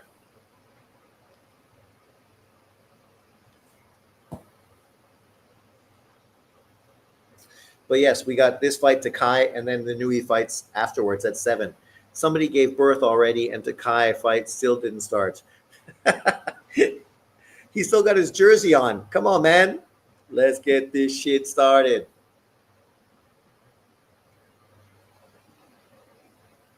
Canelo deserves all respect. He loses. Don't make him any less greater. He went up to light heavyweight and fought the best to test his limit. He got the best legends on his resume by far. No, man. I mean, trying to disrespect Canelo for doing what Canelo's done is kind of ridiculous. When then people fucking dick ride fucking Tank Davis and Devin Haney and Shakur. And you could put all three of their accolades together and it doesn't fucking equal what Canelo Alvarez has done so far in his career. And that's not disrespectful. That's just fact. If Beterbiev was 168 bar and Crawford had to fight a real fighter, we wouldn't see Bud coming away with those belts. Come on, David. Stop fucking hating. Do you remember the first fight, Kovalev versus Ward? Do you agree that Kovalev won this fight? No. Kovalev won. It was a fucking robbery. I don't think Dante's Boxing Nation is FBA because he only says BAs. So it's funny when his commentators leave him out. Crawford is definitely better than Tank. Well, that whole FBA thing is just the new thing to say, right?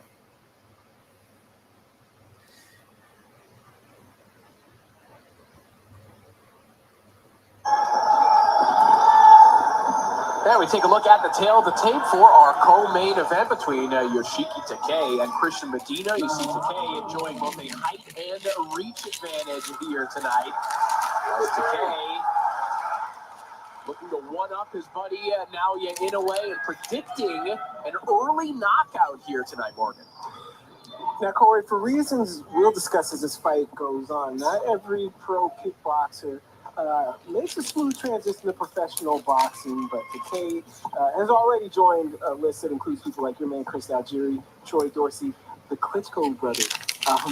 But 11 and now 12 fights into his pro career, he comes up against Christian Medina, who is a veteran pro who still feels he is learning and he feels he has something to teach Yoshiki Takai tonight about the art and craft of pro boxing. Yeah, one of the reasons why that transition has been smoother than maybe it has been for others for Yoshiki Takai is that he was a very talented amateur boxer as well. He had a full scholarship to go to university as a boxer.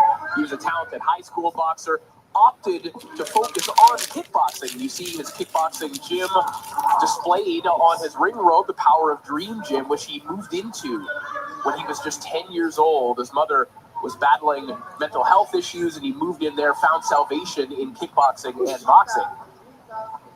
But for Medina, as you mentioned, the improvements that he's made, he feels that he's much better against southpaws, the time of working with tension in the gym. But Takai and his trainer, the former world champion Akira Yagashi, they wouldn't specify what they are, Morgan, but they say that he has 3 key weaknesses after watching some of those sparring sessions against Nakakawa. There's Medina with a nice right hand over the top. Yeah, and he started that sequence with that left hook to the body, which we see a lot from his fellow Guadalajara native Canelo Alvarez. Takai is definitely wild and awkward. He's definitely not a fucking boxer by heart. Yeah, Tank's always been fucking... Oh! There you go. Too wild, buddy. Your defense is mediocre, and you rely on power shots. You better survive. 30 seconds left.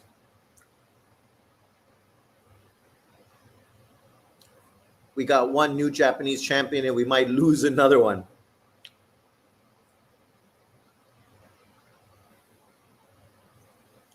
Remember the fight this guy had against the guy that died in the ring?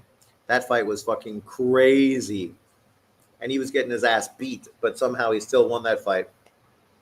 Dude, you got to have better defense, man. I think Crawford still spread his ass cheeks to get the fight. Maybe I'm being too hard on the guy. Hopefully when Canelo, being damaged product, guys will face each other. But I think about it, Crawford is going to just retire and not fight anyone else. I guess I'll just shut up and keep my opinions to myself.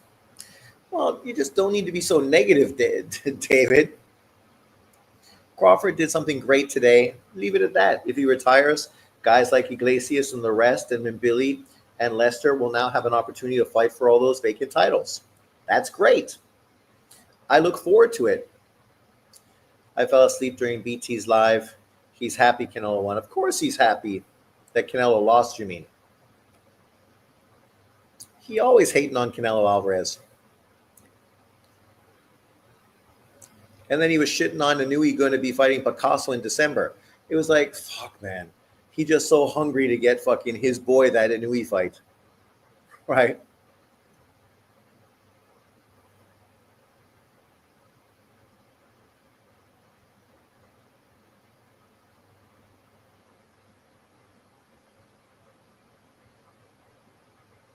Let's go to Kai.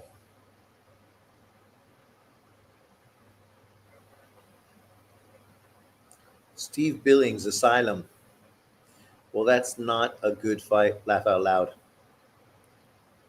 But to be fair, Inoue deserves it. Well, I mean, the guy's is mandatory, right? You got to fight your mandatory so you can fight Junto early the next year without getting stripped of fucking a title. You got to do what you got to do when you have 4 world titles. This fight looks like it's going to turn into fucking a slugfest.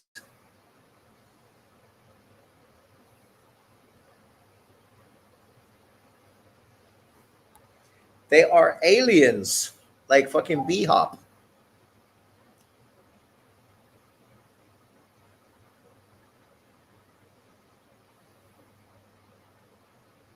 Oh, get out of the corner. You keep getting caught by that right hand.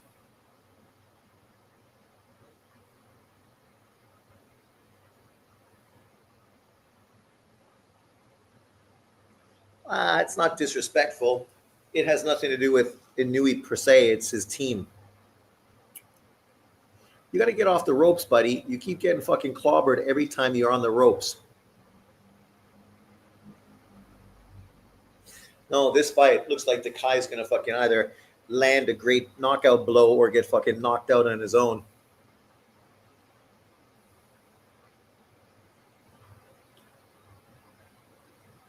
Oh. But that's like I was saying earlier when I saw these guys on the during the weigh-in. I thought, this Mexican kid, man, he looks serious. Looks like he could be an upset waiting to happen. And obviously he's lost to Nishidi. Nishidi's a fucking good boxer, not like Takai. Takai is just a fucking bomber. He's a fast pitch fucking pitcher. No changeup. No curve, no slider. He's just fastball, fastball, fastball. Oh, he's getting hit too much.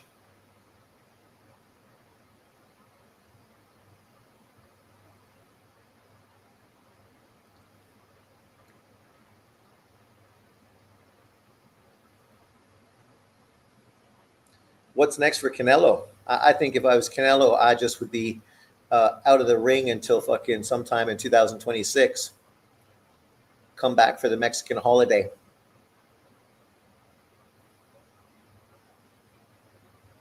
Fight Jake Paul.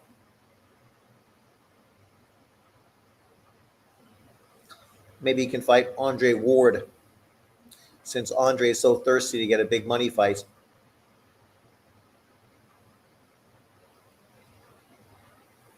But at this point for Canelo, he don't need to take on real boxers.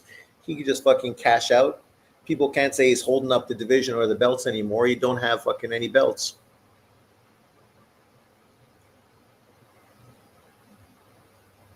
Takai has never learned defense. He's just like his trainer, who got fucking flatlined by fucking Roman Gonzalez. Sean, do you agree with Canelo that Bud is way better than Floyd? I think Crawford is more versatile than Floyd. But a lot of that's because Floyd allowed himself to fucking fight flat-footed Mexican fighters, and we never got to see his full spectrum. So it's partly his fault. He could have fought different fighters, and maybe we would have saw more aspects of his game, but unfortunately we didn't. So at the end of the day, he's got only himself to blame. Crawford's a switch hitter. He can be defense. He can be offense. He's much more exciting than Floyd. Higher volume, not a counter puncher. He's literally a boxer puncher.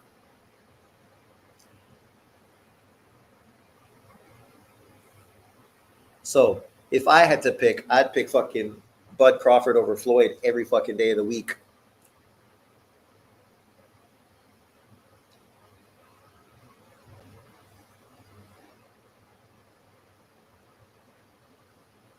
I think Canelo is close to done too.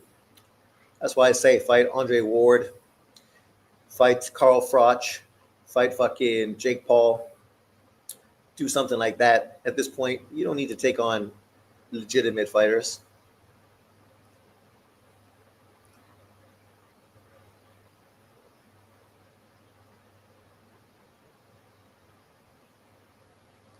Takai is so fucking wild and reckless, man, the way he throws punches, winding up. You can read that shit, man. You don't throw punches fluid. You fucking wind up to fucking throw them. Nice body shot by fucking the Mexican.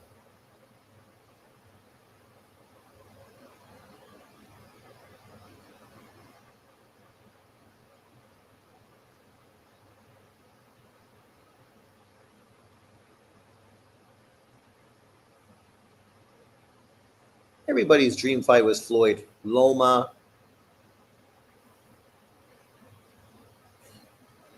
Floyd's a legend, right? So of course you'd love to fucking get him on your resume.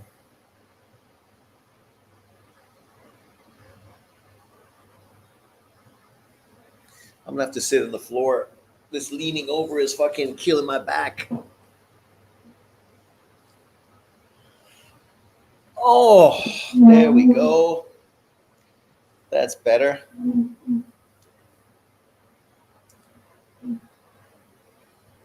Oh.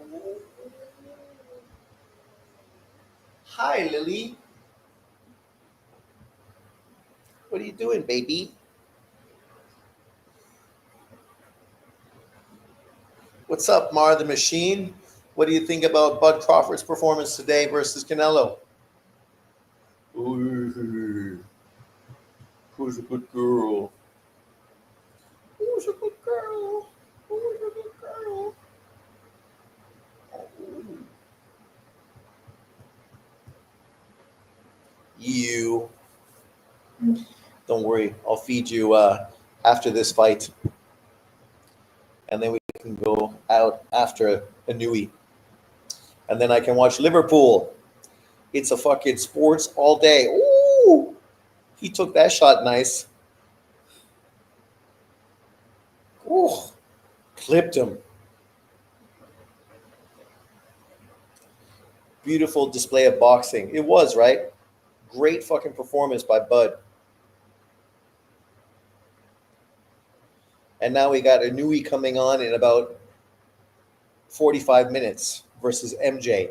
And I think that fight's going to be fucking great as well. I think MJ is a fucking good fighter. As I stated in my video the other day, I think MJ is the best fighter that Inoue's been in with. Now there will be Netflix and boxing. I don't know if this is good or bad. Good. If Netflix is showing boxing, that's fucking excellent for boxing. But obviously Netflix is not going to show, oh, I think that body shot hurt the Mexican kid. But I don't think Netflix is going to show a lot of fights, only big events.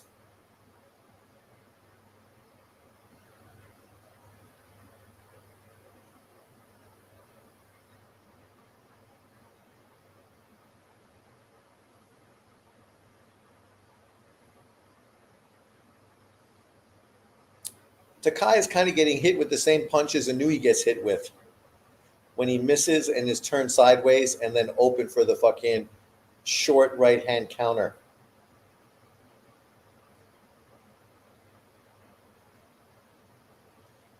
Don't lean on me, motherfucker. Get off the ropes, kid. Hit the body.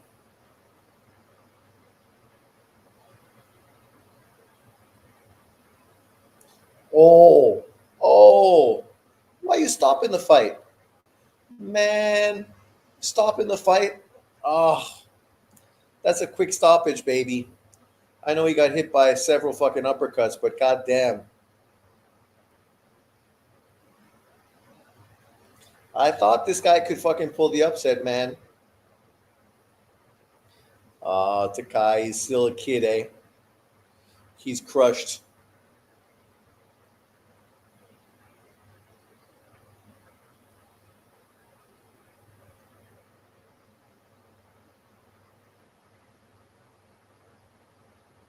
Well, I think what Dana wanted to do is fair.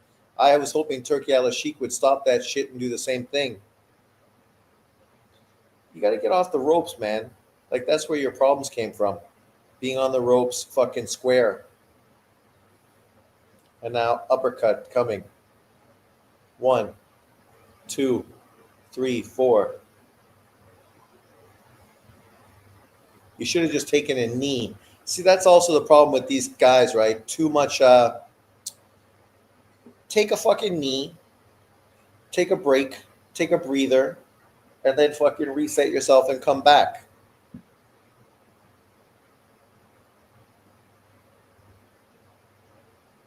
Come on. Losing will make you better if you allow it to. Great performance from the Mexican kid, though. I said these Mexican kids, you know, it's ironic because apparently fucking some racist on YouTube wants to act as if fucking Terrence Crawford's win shows you FBA fighters run boxing. But Mexican fighters fucking, as far as I know, currently are probably making a bigger impact on boxing than FBA fighters. Why? But they stop avoiding each other and there will be one belt. Yeah, but because the sanctioning bodies, there will never be one belt. Because the sanctioning bodies will always strip people and put some bum bullshit fucking dude because some promotional company paid them money to rank their fighter, and then they end up stripping titles off of them and just fucking muddy the waters again. Like, that's the problem with having 4 belts. Everybody has their own fucking agenda. And we mentioned he's already a ticket seller back home, and I imagine those ticket sales are about to multiply. Yes. And you mentioned that he was dedicating this fight, this title challenge to his father. Every time he wins one of these regional belts, Takai's crushed, man. Sites, lays the belts next to the tombstone, takes a picture for Instagram. So right now there's a picture with 2 belts. The next picture will have 3.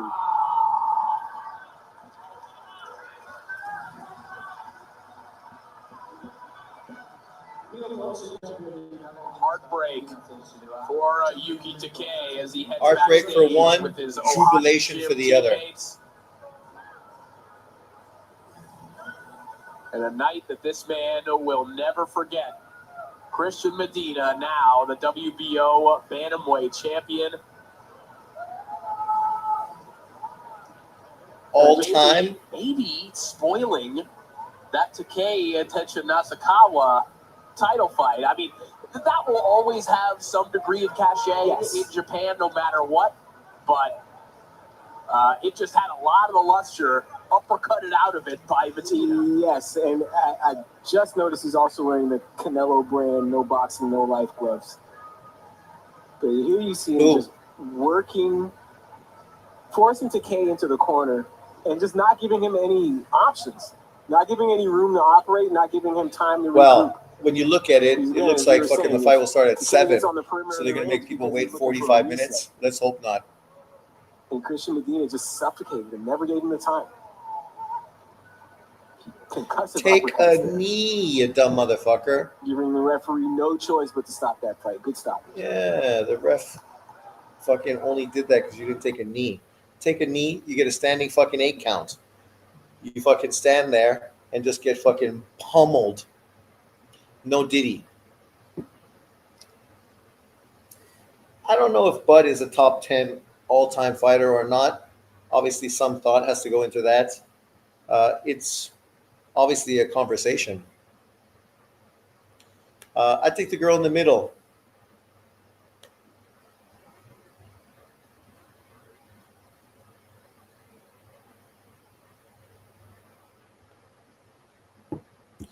Japanese girls like to be so fucking white.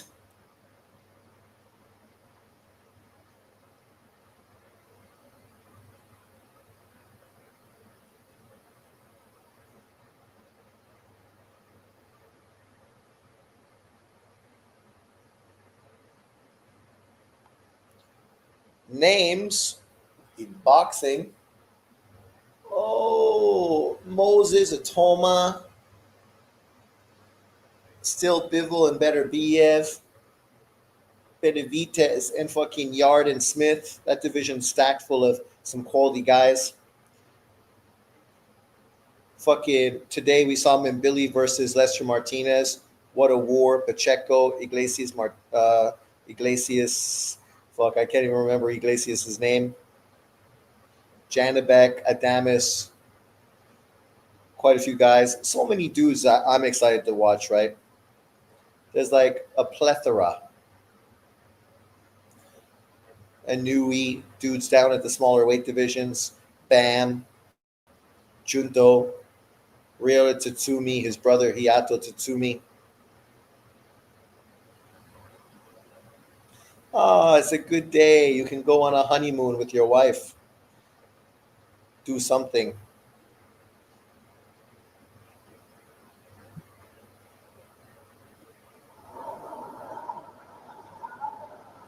WBO 世界バンタム級新チャンピオンとなりましたクリスチャン・メディナ選手です。おめでとうございます。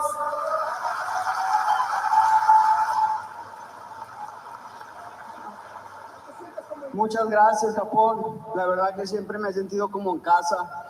Yo la verdad que estoy agradecido con toda la gente, principalmente con mi promotor, con el señor Honda, que siempre me ha brindado su apoyo.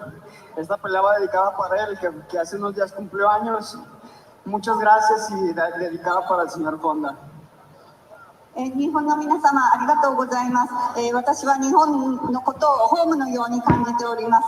There's no point listening to this. They can have English. Who do you think Crawford must go after at 160? I don't think he should fight anybody at 160. I think he should retire. Because who at 160 is even worth his trouble? Those 160 dudes need to fight each other. Maybe if fucking Adamus stops ducking Janabek, and then he could take on the winner of that. But those dudes need to step up and take on each other first. If Bud's going to try to fight, he wants to go for undisputed, right, against the one guy who's the best, not try to come through multiple dudes. Tank, no, fuck Tank. Garbage truck juice. I tell some of my favorite boxing channels, don't focus on Tank, focus on the guys who want to do something. Junto, Taraji, Shakur, exactly. Like, why focus on Tank? Tank ain't fucking interested in doing fucking anything. What he's interested in is collecting the bag, beating his wife, and fucking, dressing like a fag. That's what he's interested in. And, none of that shit fucking interests me. But to each their own. He can do what he wants, but it doesn't mean I have to like it. And I don't. Oh, you got to like the young kid getting a world title. Both guys emotional, but for different reasons.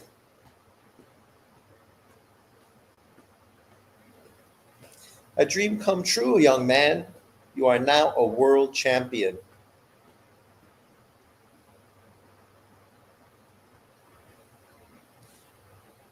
Maybe you can have a foursome with the 3 girls behind you, if your wife lets you.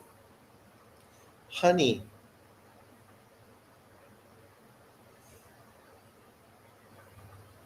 Mom is proud.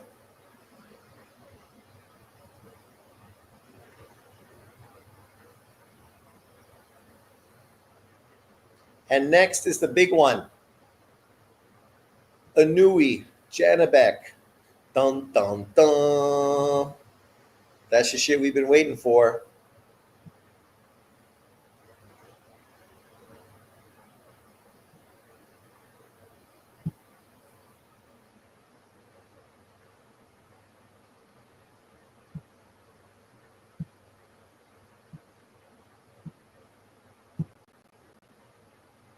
All you guys are sleepy. What the fuck's this? Huh? Pound for pounds. What are you showing? Ah, okay.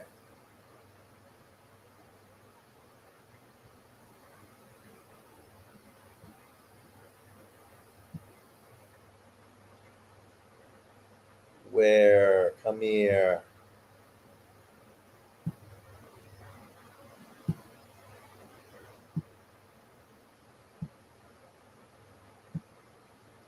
Cabronas.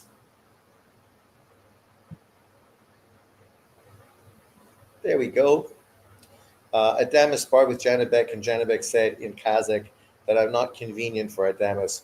He said for a long time that he would not agree to fight with him. I tell, what do you mean not convenient? You mean like stylistically it's a bad matchup?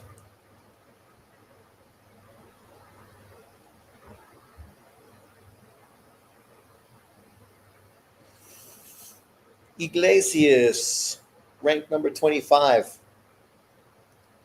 BoxRec rankings are fuckery, though. You got Chris Eubank ranked up there.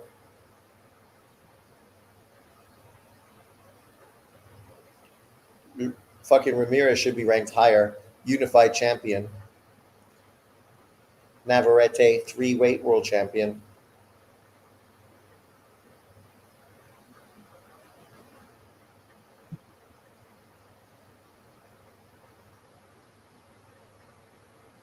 Yes, get out of the ring, buddy. We want to get Inoue in there as fast as possible. While we're waiting for Inoue, I'm going to fucking eat my burger.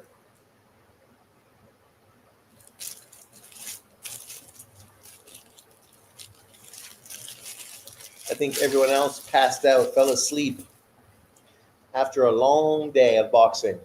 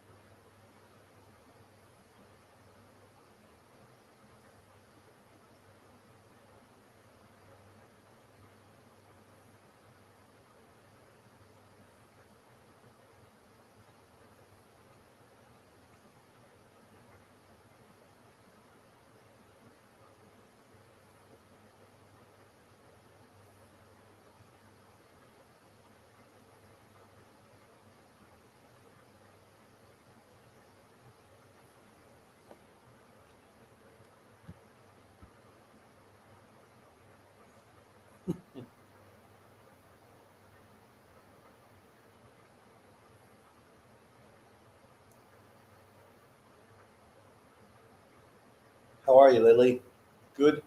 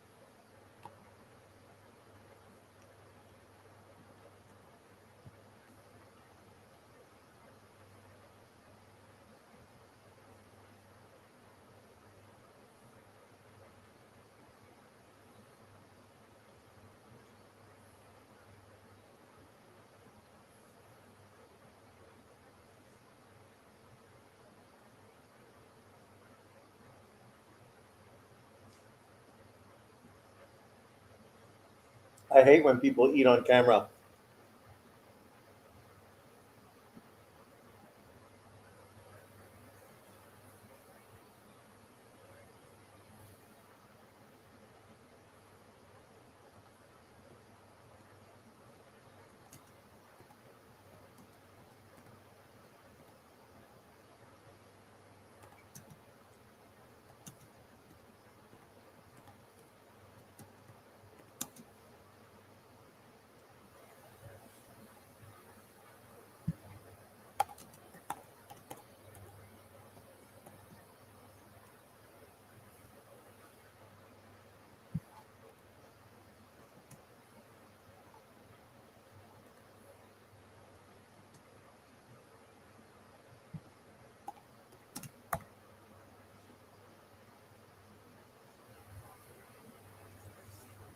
I would be going this October, but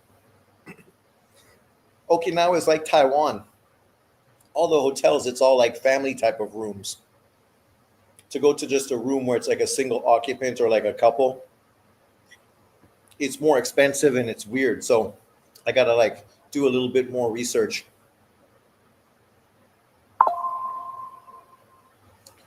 Who's that? Omitsu Outdoor. Oh, is that a girl that always goes camping?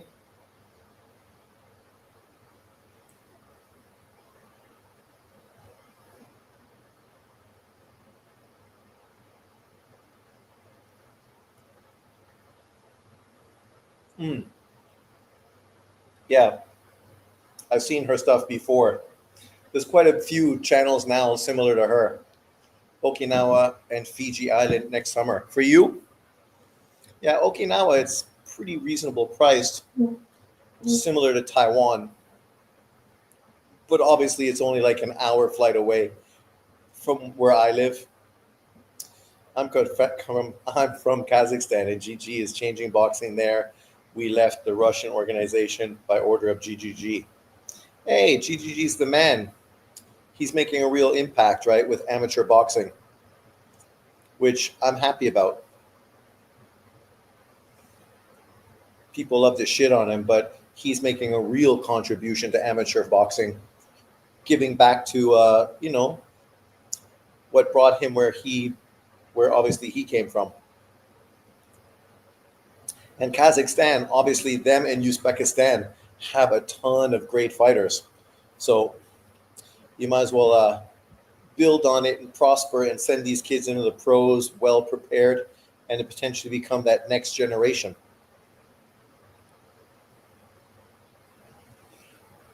I want to go to Kazakhstan. Quite a few hot little girls in Kazakhstan and that area. Asian sort of European mix kind of works with what I'm attracted to. What do you think? Will I have any luck with Kazakhstani girls?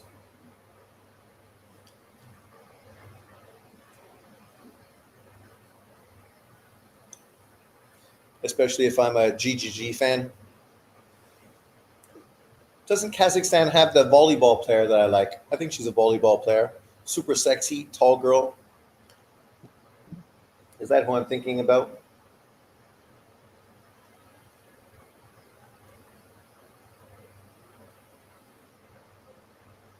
Kazakhstan female volleyball player.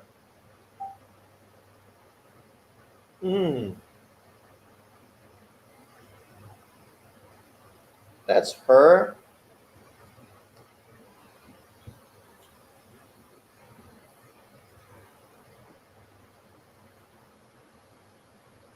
She's adorable. And only like 6'4", but that's okay. I like long legs.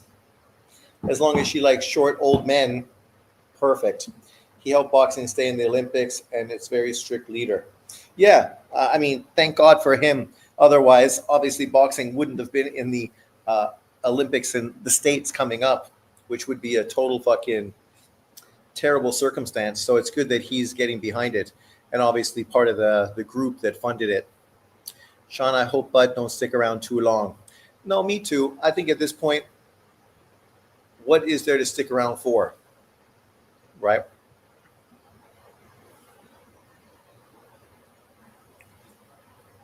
you might as well make the best of the good situation.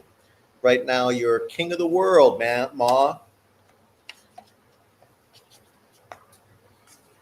I just bought my new Beats by Dre with my little carry-all.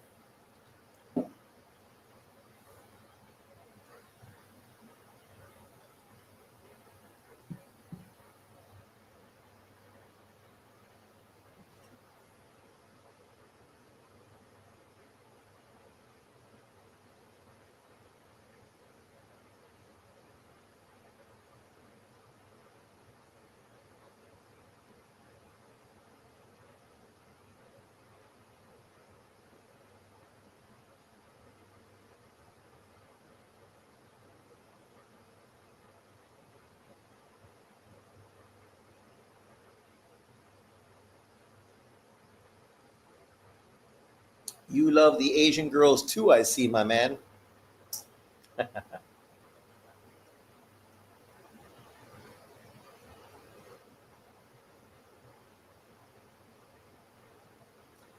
Big titties. Tig bitties, I mean.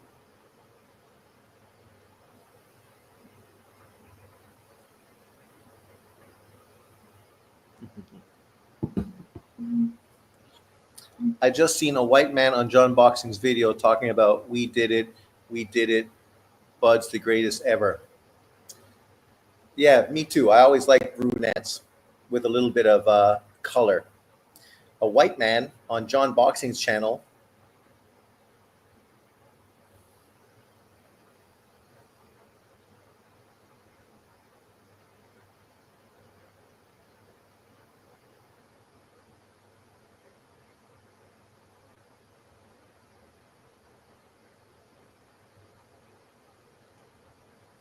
Italian.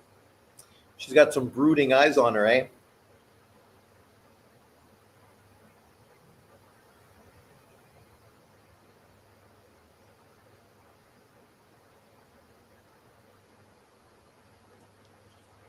Tig old biddies.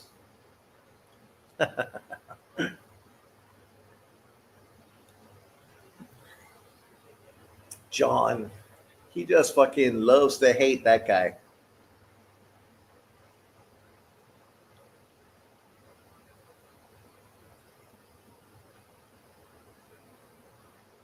Terrence Crawford and Floyd Mayweather are both generational talents.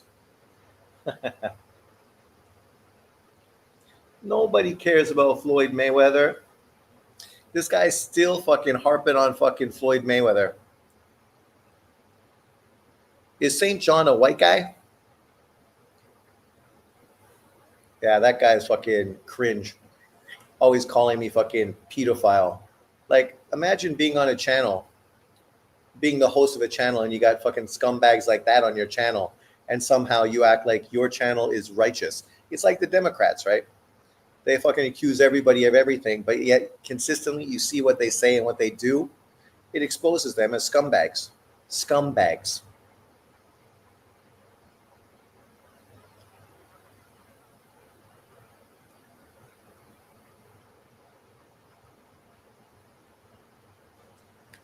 Right? It's okay to say Floyd Mayweather and Floyd are generational talents. But if you were to say Canelo, Inoue, Usyk, Manny Pacquiao are generational talents, then he'll fucking lose his shit. It's like, what do you mean? They're all great fighters. They're all pound for pound. They're all fucking future Hall of Famers, if not already Hall of Famers. And they're all guys that are some of the top fighters in boxing history. But you can't like a guy that's not Black American. If he's not FBA, you should not be fucking liking him. Has Floyd commented on Crawford's win yet? I don't know. I don't listen to Floyd. Floyd's fucking full of shit. He's always been full of shit. So, I mean, it's amazing that John shits on Pacquiao because he cheated on his wife. Yeah, okay. He cheated on his wife. And, I mean, if that's the biggest fucking issue, oh, and he drinks and he cheated on his wife. It's like, He didn't beat his fucking wife. He didn't go to jail for beating his wife. He didn't do that. That's not true. He went to fucking jail for beating his fucking wife. He literally did jail time, just like Tank Davis. Manny Pacquiao didn't do jail time for cheating on his wife, and didn't do jail time because he had a drink at a bar. Like, people are mental. Girls from Ofra school in Africa are going missing in dozens. Well, that's been going on for a long time now. Yeah. But you know there's all that fucking slavery fucking shit going on. But once again, people ignore all this stuff, which is legitimate, something you should really be focusing on, right? Child molestation, fucking all these fucking white girls, blonde girls, fucking kids that end up disappearing, get sent to fucking the Middle East for fucking slavery, human trafficking stuff. But people ignore that shit because they don't give a fuck. But yet people are like, oh my God, people aren't talking about school shootings in America.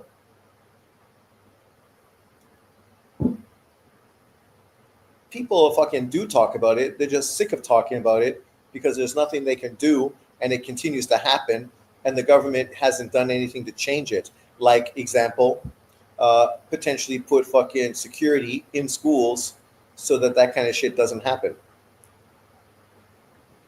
It seems like an easy fix. You can't get in the school unless you go through fucking the metal detector. Once you're in the school, the doors are locked. They talked about those new fucking type of security on doors in classrooms so you can lock yourself in and not have people come in. And also they should have security in schools. They got security in fucking convenience stores in America. So you should have fucking cops and security guards in schools as well. Human trafficking is real. Yeah, it is. Not about blacks or white or rich or poor. It's about good versus evil. Exactly. I can't wait for D-Style to go live. He was talking reckless. I remember he was talking some reckless shit.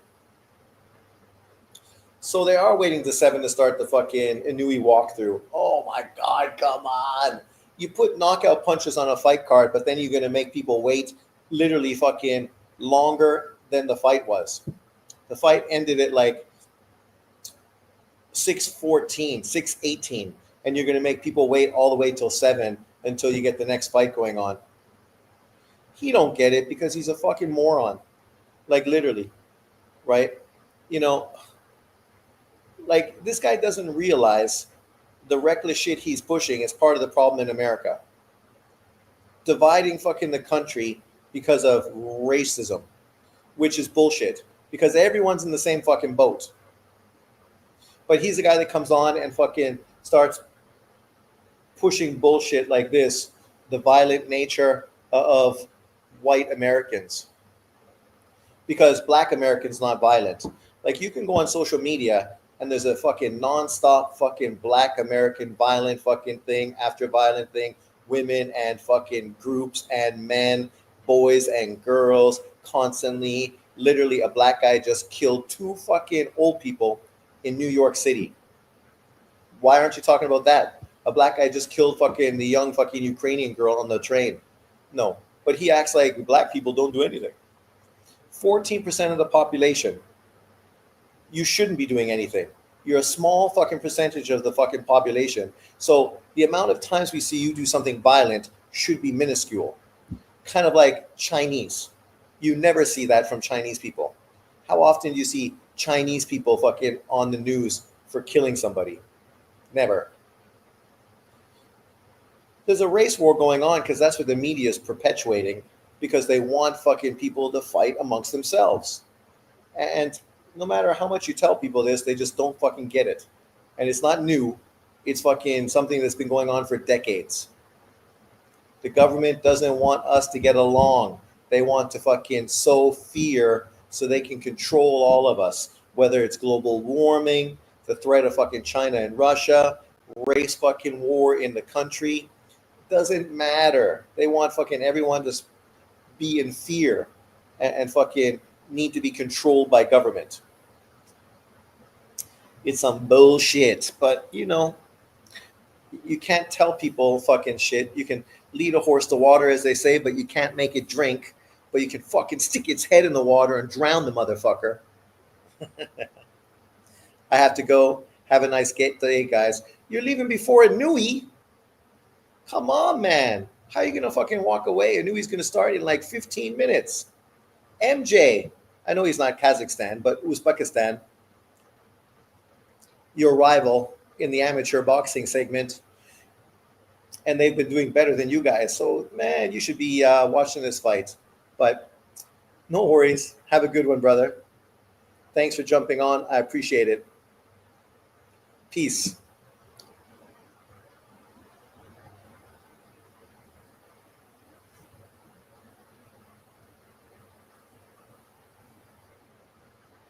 It's coming, everyone. They're putting on their gloves. They should do the walkthrough pretty soon. And obviously the fight's probably going to start at 7 o'clock on the dot. As you can see, the clock behind is the same as my clock. 7:45. Actually, there says 8:45. Japan is a little earlier than Taiwan. But this fight should be good, man. I'm not predicting that that MJ wins, but to be fair, I would not be surprised if MJ won. It would not shock me if he won the fight. Because as I said in my video yesterday, I do think he is the best opponent that Inoue's been in the ring with. I got Inoue by stoppage. Me too. Has it started? I keep taking Mimi Bad. What's Mimi Bad? It's going to start in 15 minutes. They're just putting their gloves on right now.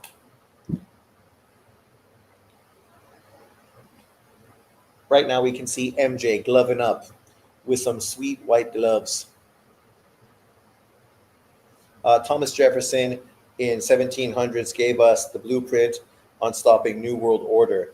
He said, don't let the banks take control. He was right. We let the banks, Federal Reserve, control everything. Yeah, because it was insidious, right? He said that because at that point they were trying to do it and they were trying to fight them off. And unfortunately, the people with money allowed that shit to happen. Yeah. And people still don't get it, right? They still don't get it. Imagine living in a country that borrows their money to then give people. So now, of course, there's interest right from the beginning. How the fuck does that happen? Why would the government allow some other fucking company to make the money and then have to fucking pay them tax based on fucking borrowing money off of them? That shit is fucking fraudulent like crazy. And that's why Jews get a lot of hate globally, because all that stuff was put in place by Jews, right? So that's why there's a lot of hate and negativity towards them, because they've always been the ones that controlled the money, because Christianity said that they couldn't lend money under their religion, which ironically, fucking works out perfect for Jewish people who then can control the money. So you create a religion to control fucking ignorant people, another religion that can control the money, and then you wonder why there's like an unfair balance. And then, of course, you have the Muslims that, are over there. Hey, Junto's in the house. Junto. Hey. Junto must be happy after Oleskagu had a fucking spectacular victory the other day.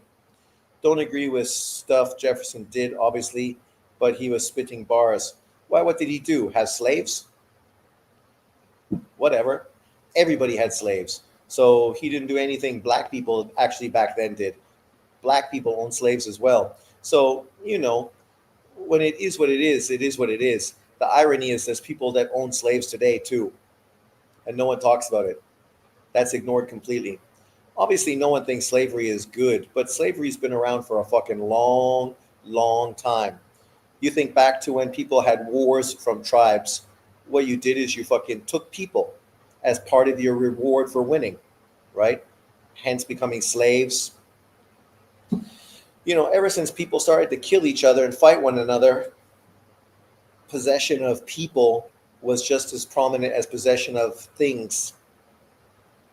And don't get me wrong, I think it's all wrong, but I'm not a one in power. I have no power. I know I'm white, but I have no power. I am powerless. I've seen some training footage of Inoue working on slipping the left hand. Well, he's working with Tapalis to get prepared for this fight, so it's going to be interesting to see how Inoue looks. Obviously, you know, sparring is important if you want to prepare for somebody.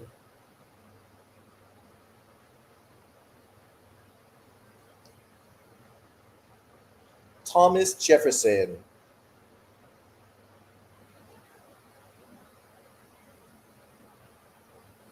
Let's get this show on the road, people.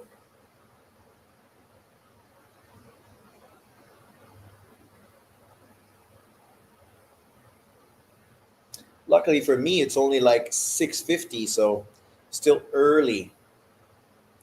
But other people have been up all night. See, this is the problem I have when fights are in Saudi Arabia. It fucking kicks the shit out of me because it throws everything right out of whack.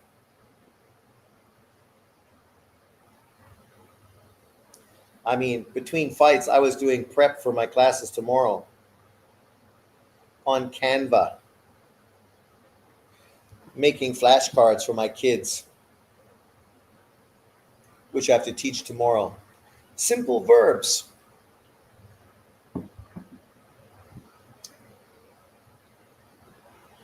I think this is going to be an intriguing fight. Interesting. Thanks everyone that's still here. 10 of you. Remember, if you haven't, hit the like button. I appreciate it. Obviously, anytime someone hits the like button, it benefits my channel, gives it exposure. And I'm still looking for 100 subs to get that 1,000 sub level. So tell a friend. In Japan, they go by book. Fight starts by the scheduled time. That's fucking Japan, man. By the schedule. With Uzbekistan, we have difficult relationship, especially in boxing. We're constantly trying to beat each other. And you should, right? Both two of the best countries in the world for amateur boxing. Kazakhstan was right up there for a while, and now Uzbekistan is, woo! Did you see the thing I showed earlier about this amateur boxing that's going on currently in the world?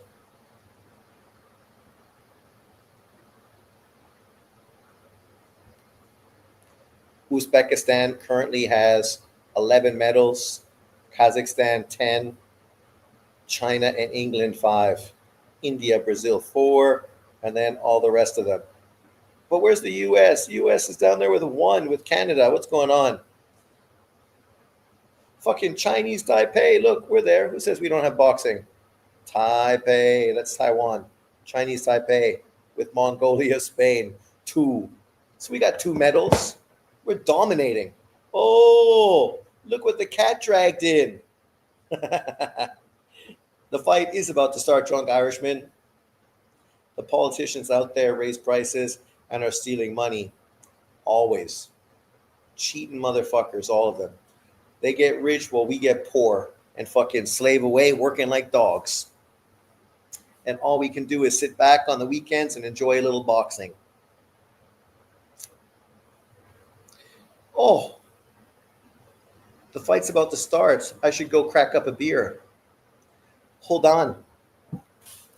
I have beer. I forgot.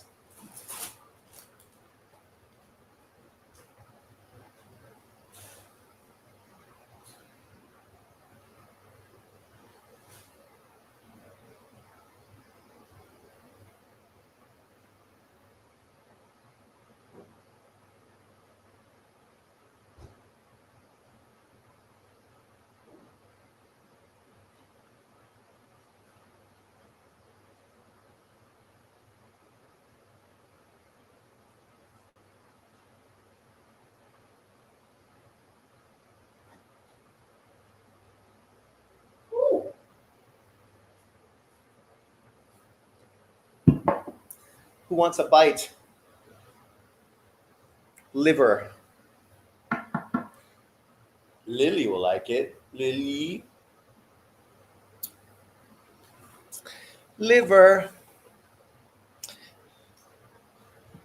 It's good for you, right? Who's that?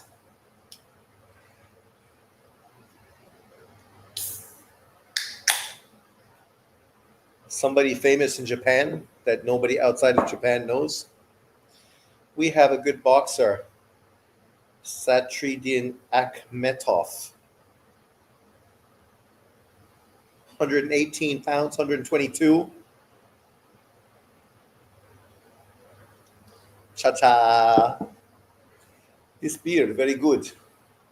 I didn't know Uzbekistan and Kazakhstan wore similar type of jackets, right? Looking like GGG out there.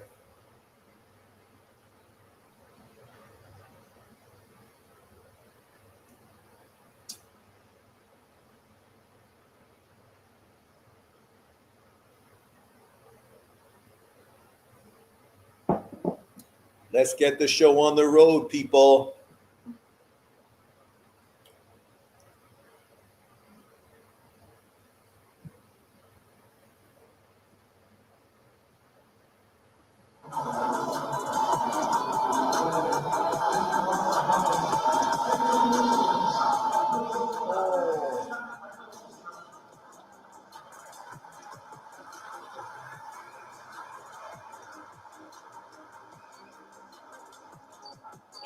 Inoue looking like a fucking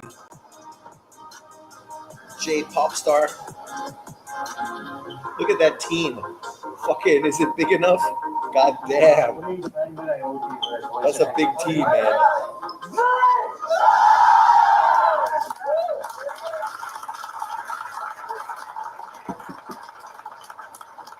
That's a big fucking team. There's like 1 million people.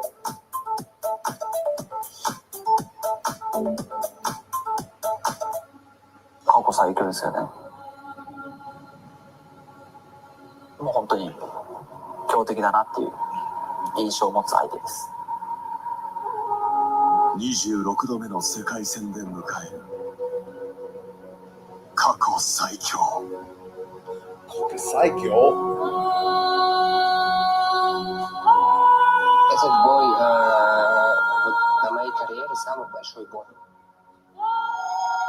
全てをかけてくるオリンピックと世界選手権のメダリスト。やっぱりアマチュア MJ で is a そこまで class act, やってる that's 選手 true. は違いますよ。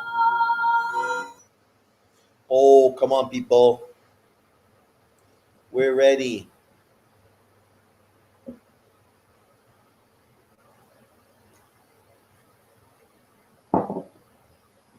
MJ.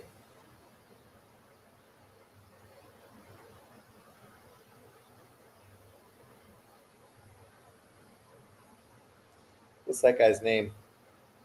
Japan.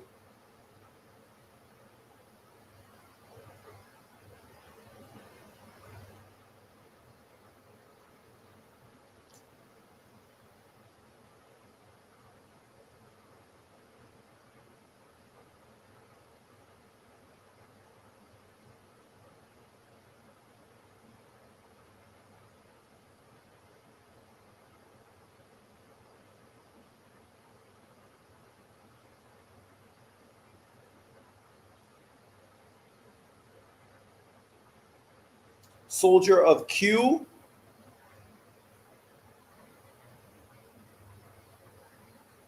He just fought recently, didn't he? Oh, he had a draw in his last fight.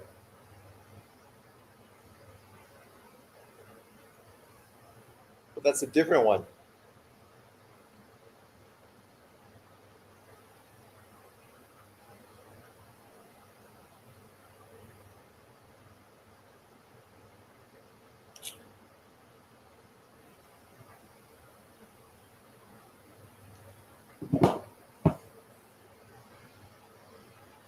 Oh.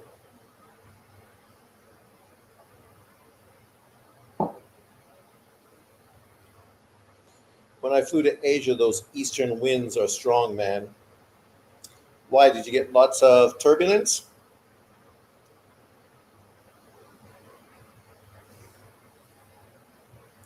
It's been a while since I flew to North America. I tell people I'll come in the summer, but then I'm like, what am I going to do if I go in the summer? Everyone's busy. Kids are on fucking holidays. Oh, it's such a fucking pain in my ass. My uncle and my aunt moved from a house to now a small apartment. So am I going to stay with them? I stay with my cousin, but you know, her kids are fucking taller than me. They're busy. It's so much trouble. I figure I might as well just go on vacation somewhere instead. Here we go, people. Boxers as they make their way to the ring. First, we have the challenger from Uzbekistan, the celebrated Olympian and the former unified super bantamweight champion of the world, Gurajan MJ Abdullah.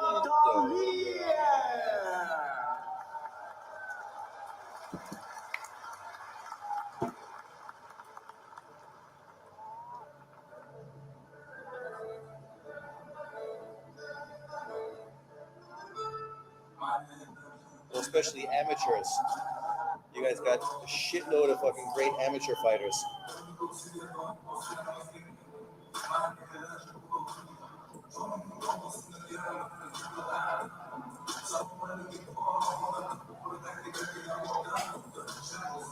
Who are the best amateur boxers in 2025?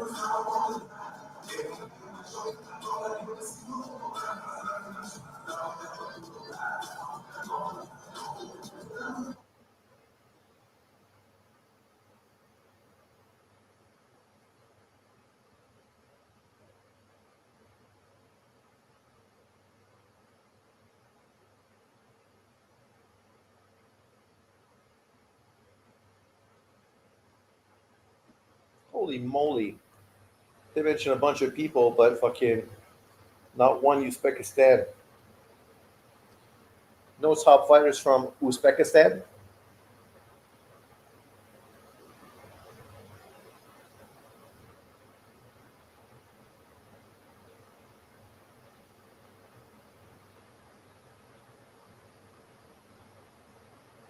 This is the guy I like.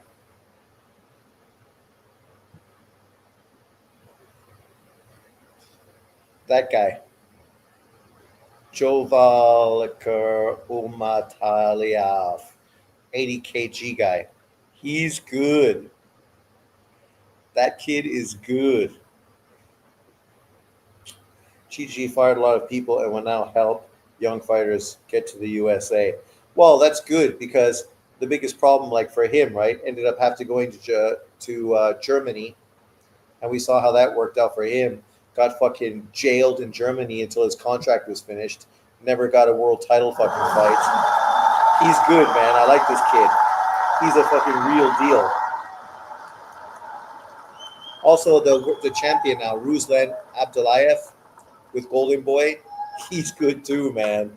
Those guys are fucking exciting fighters. Now making his way to the ring, the true boxing very phenom Golovkin-esque. from Japan, the undefeated four-division world champion and the defending undisputed super bantamweight champion of the world.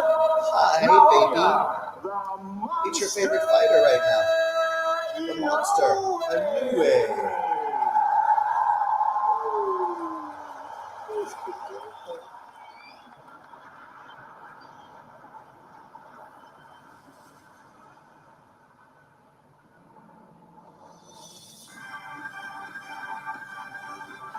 The monster.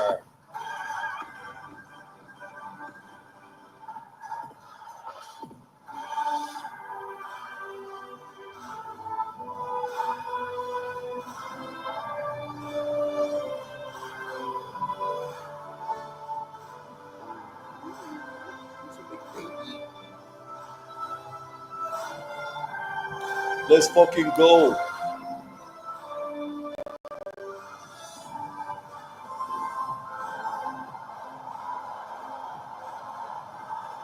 Who's that? Who beat Janet back in the amateurs? A guy from Uzbekistan, you mean?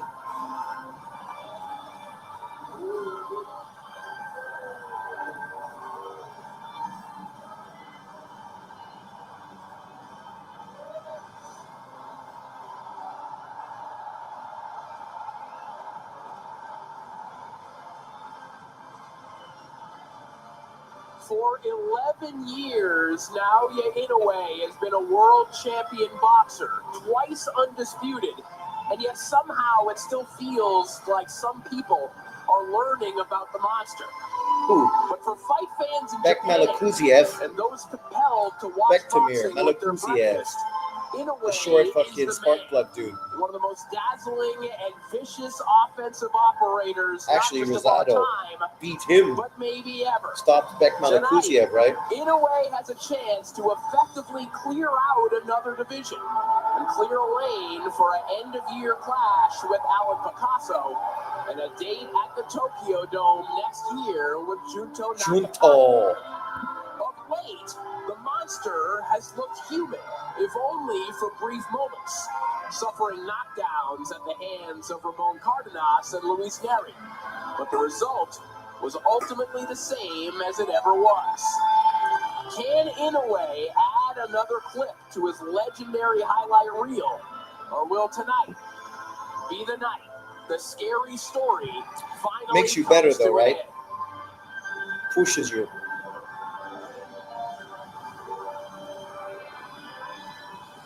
Oh yeah, people. Shit's on.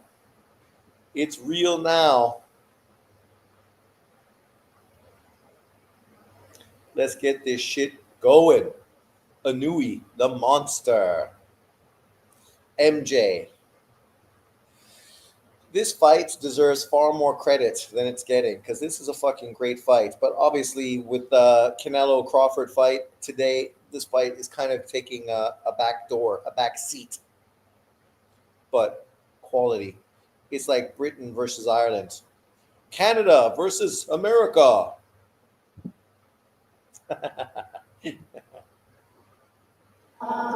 Uzbekistan, followed by the national anthem. We don't need more national anthems. God damn it.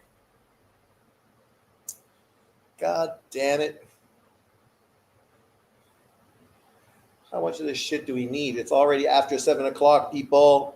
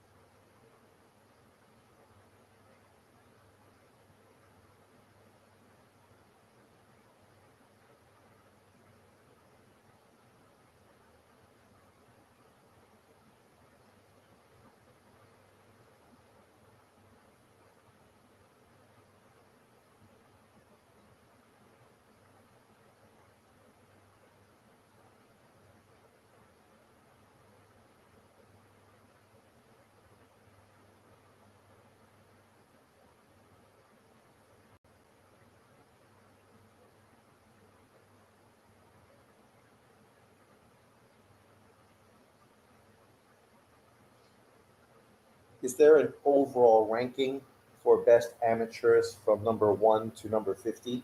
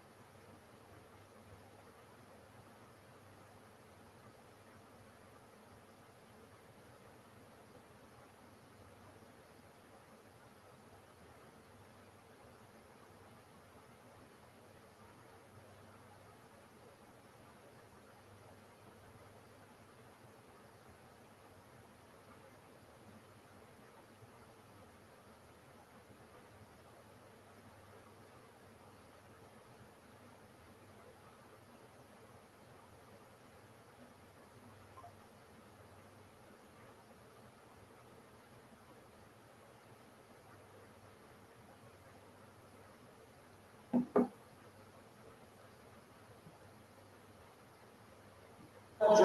for the featured bout of the evening, brought to you by Ohashi Promotion in association. Yeah, I heard that Golovkin knocked out Kovalev in sparring. Well, as this undisputed world title showdown is sanctioned by the WBC President Mauricio Sulaiman, and the supervisor is Michael George.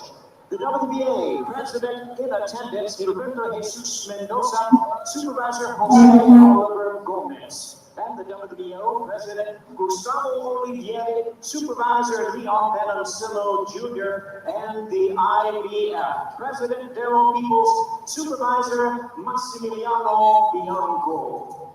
Now we introduce our three judges scoring this bout from ringside. From the United States, Mike Look at that. From Puerto Rico, 4 judges, not one of them is, everyone's from a different country. None from fucking Japan. And introducing our referee in charge of the action. None from Japan. After the introductions from Hungary, Vince Kovacs. Alright, here we go with the main event of the evening. 12 rounds of boxing for the undisputed super bantamweight championship of the world. And now, ladies and gentlemen in attendance, and boxing fans joining us around the world, live from Nagoya, Japan, it's showtime!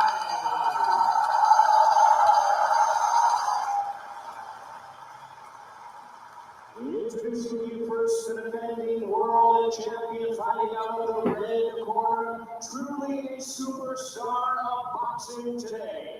Wearing white trunks with black trim, hailing from Kanagawa, Japan. He weighed in at 121 3/4 pounds, or 55.2 kilograms. With a tremendous record of 30 wins, Zerto? no losses, he has 27 big wins coming by round knockout. Tonight he is making his 26th consecutive world title appearance. Here is the renowned star of the sport, boxing sensation, and pound for pound great. Ladies and gentlemen, please welcome the 4-division world champion, boxing's pride of Japan, the correct hard-hitting, undefeated, reigning and defending, undisputed, super bantamweight champion of the world, introducing Naoya, the Monster. No way. Come on, Monster. Let's do it. Let's make a statement. We gotta fucking do something spectacular today.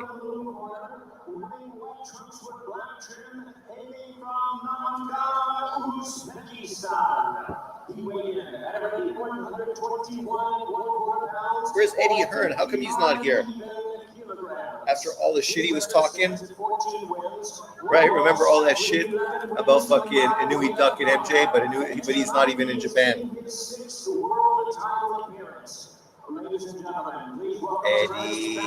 Challenger and acclaimed interim WBA super bantamweight title holder. He is the 2016 Olympic bronze medalist and the former unified WBA and IBF super bantamweight champion of the world. Introducing Nurjan MJ Columbia.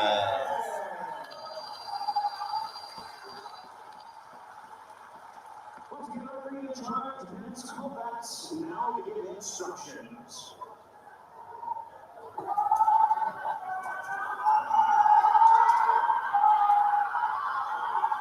Let's get it on, people. Let's get it on.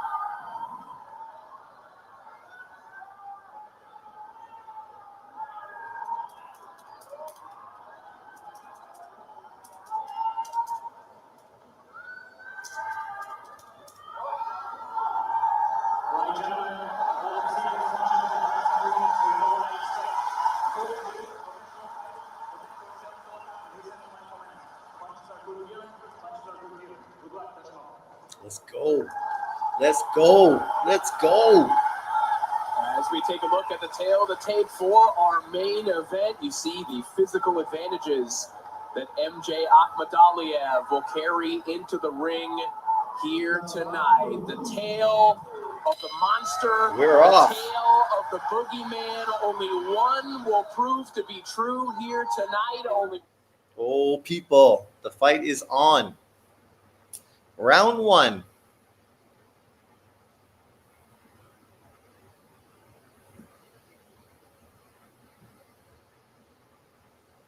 Oh, nice jab to start off from Inoue.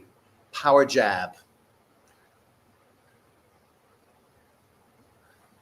Both guys look the same with the same shorts. How am I going to tell the difference?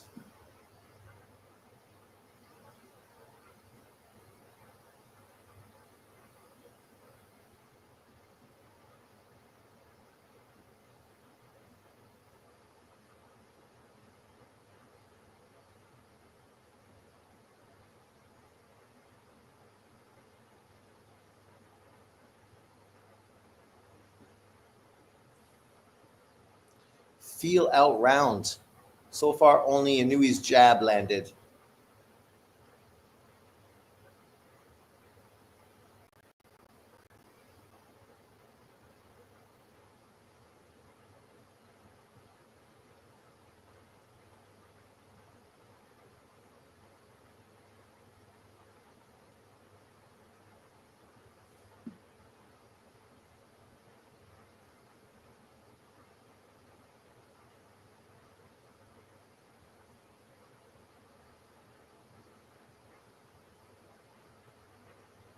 A lot of respect being shown from both guys.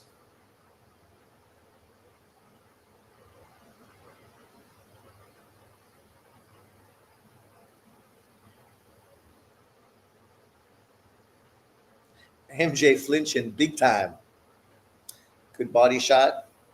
Straight right to the gut.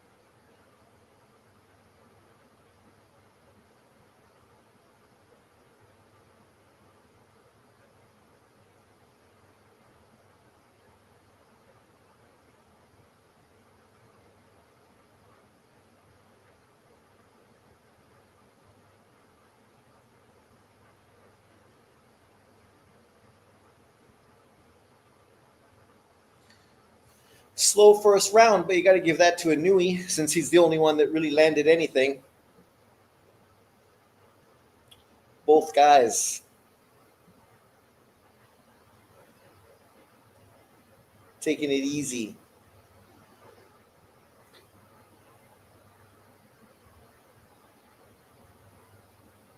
Good fucking counter left hand to the inside right there.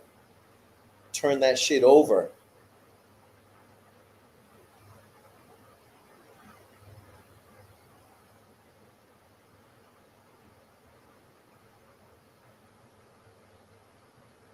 Inoue pulling his socks down.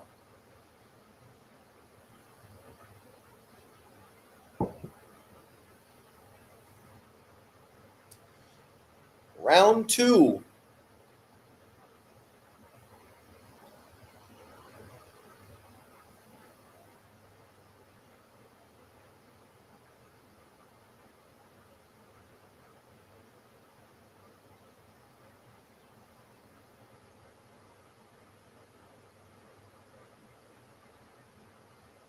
Stepping on my shoe.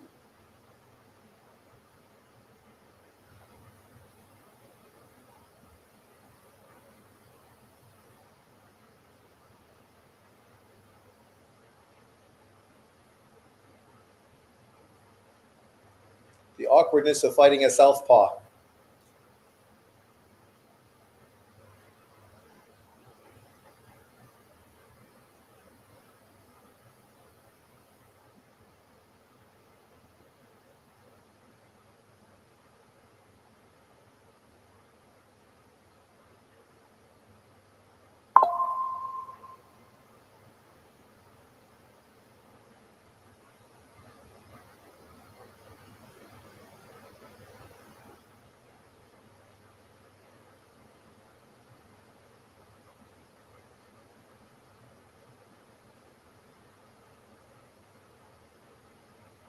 Another good body shot from Inoue.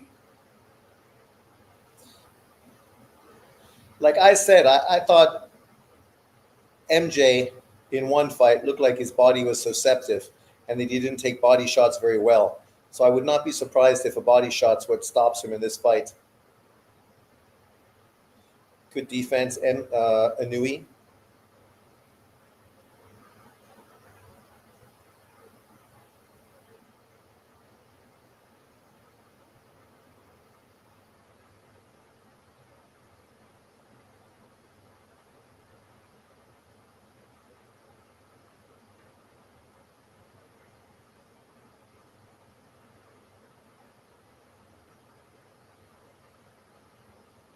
Good jab through the gloves.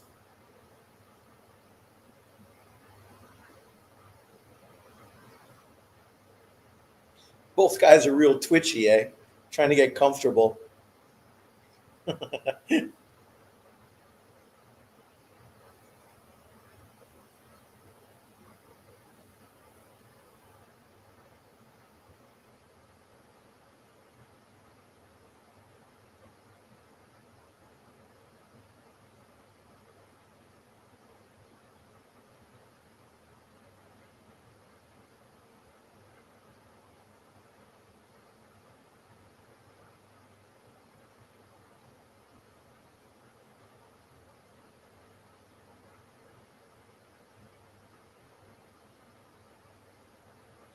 Two rounds in the book. I gotta say that Inoue's up 2-0.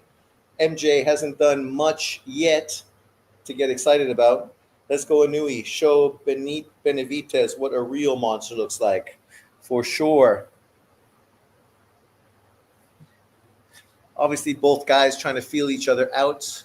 You can see a lot of respect from both of them. Justifiably so. Like I said, I think MJ is the best fighter that Inoue's fought. Nice exit from Inoue, but you should have stepped in right there and fucking threw a counter. Move out, fucking left over the top. Boom! Should have dropped that left on his ass.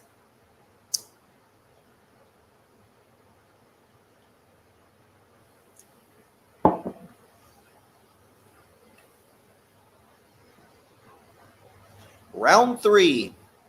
Let's see if this shit heats up. So far, Inoue's being cautious but effective. Landing his jab, landing shots to the body. Not really any hooks yet.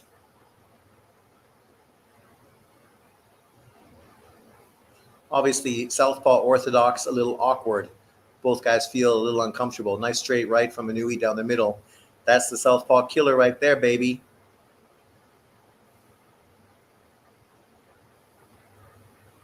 And then you can counter his jab with your fucking left hook.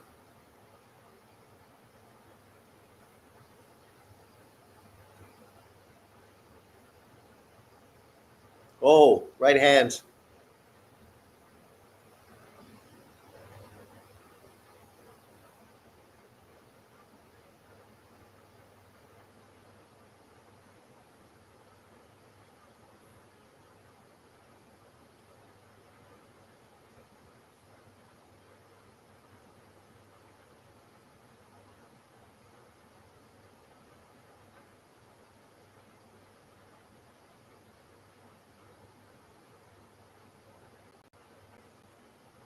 Inoue's still having effectiveness with his jab, even against the southpaw.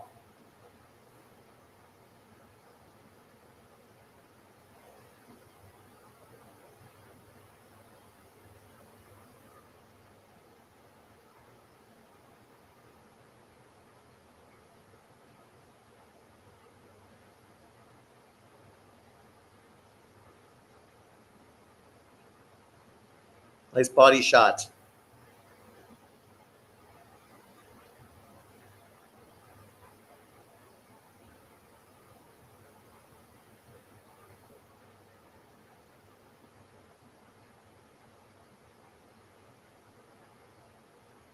Another nice body shot.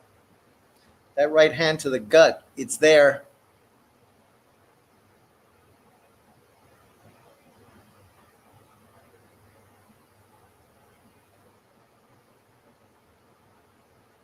There you go. Another right hand to the body. Good boxing display so far of Inoue.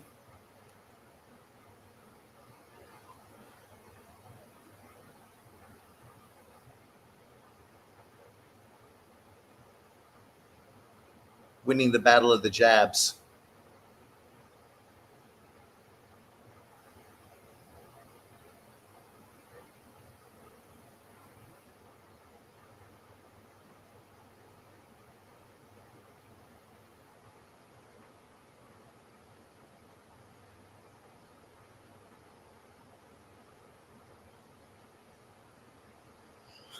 Three rounds in the book. Inoue winning easy, but so far not anything much going on. Fucking MJ seems like his hands are fucking in the holsters, afraid to open up, afraid to let go, not in range.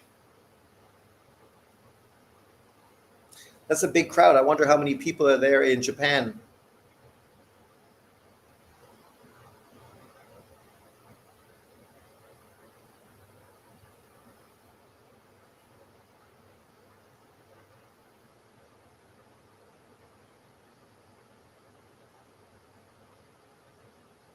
He don't like those gut shots.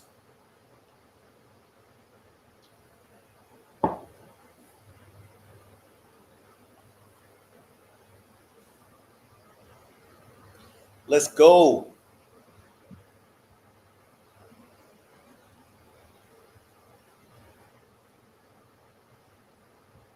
Round 4.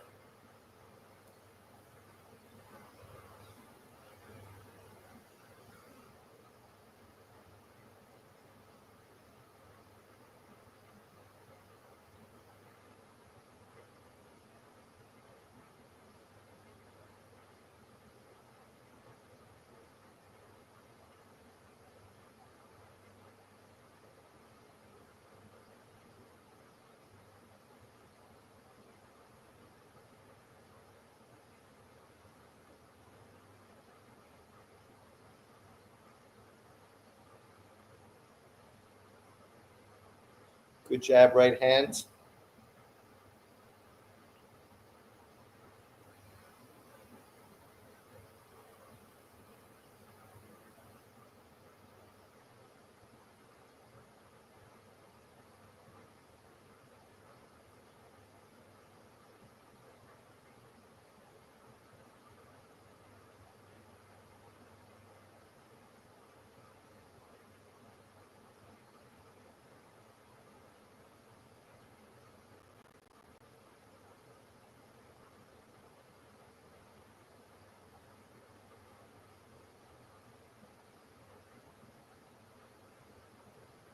Hard feints from Inoue.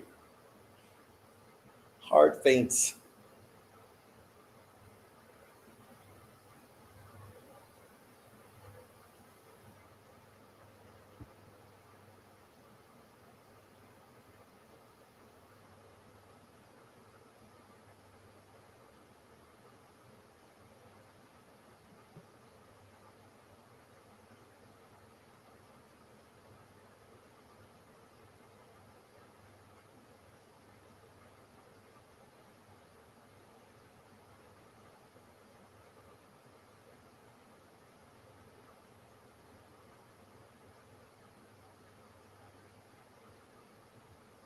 Nice right hand down the pipe.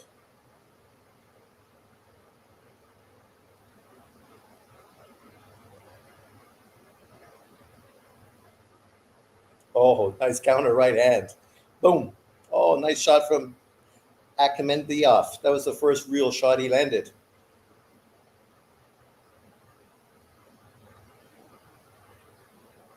He gets more aggressive, it's going to build up.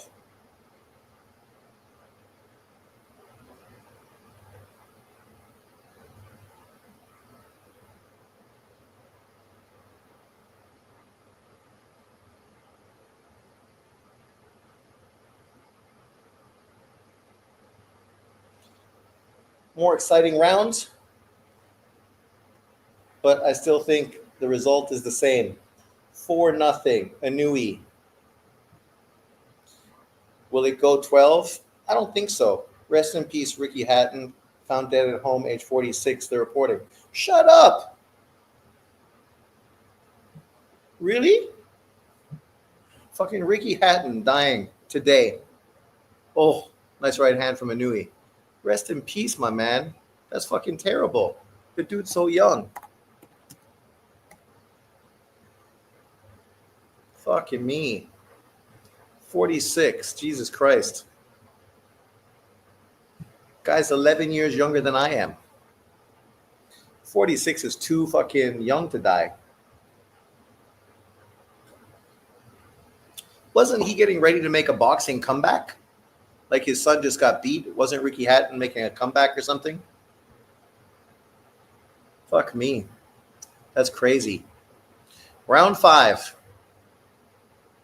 Let's do it for fucking Hatton, monster. Just think, Pacquiao just fought and almost won a world title.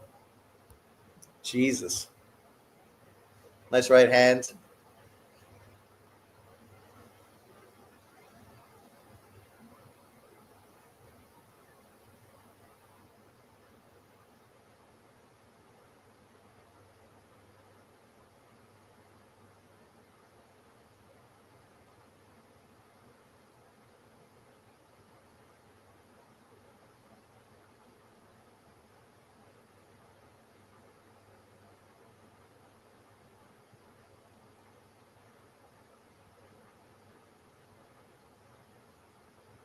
Oh, nice shot at Inoue.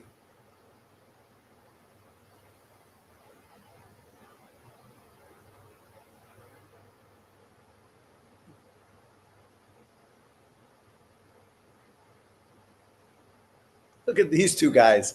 Take one to give one. Nice shot from MJ. Oh, there's MJ. Nice shot to the gut. Good straight shot. Uppercut, Inoue. Uppercut. And hit this guy to the body. He don't like it.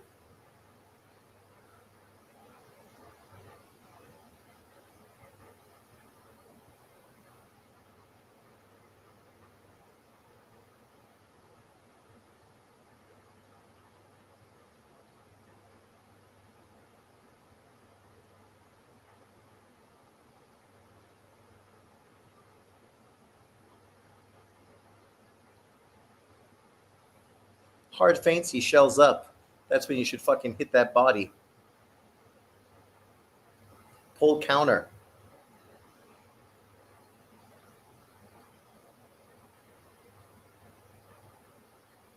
Oh, nice left hand. Nice left hand.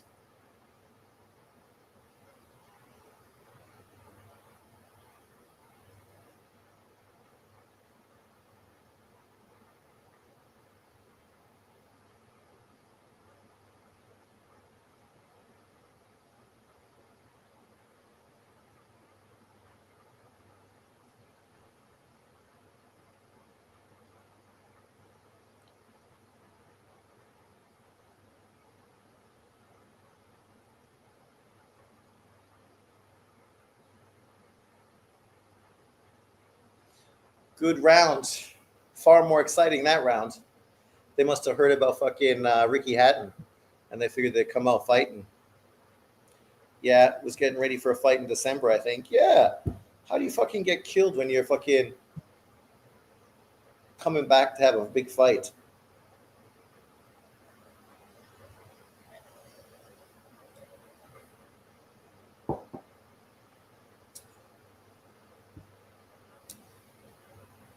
Boom.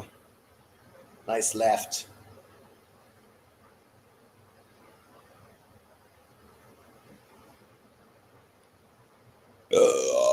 Excuse me.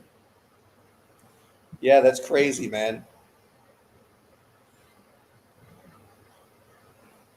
Junto.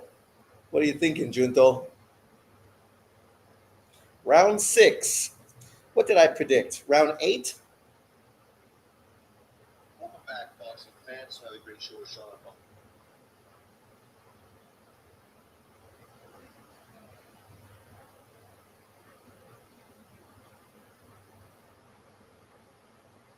Round 10.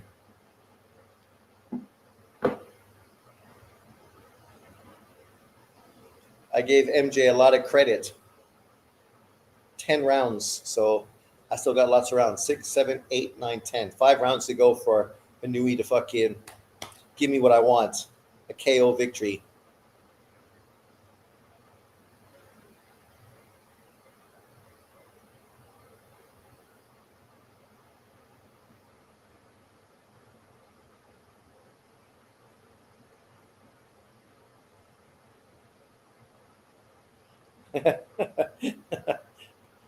What are you guys, mirroring each other? Same shorts, same moves? Body punch. Hit that body. Throw an uppercut. Come on, man.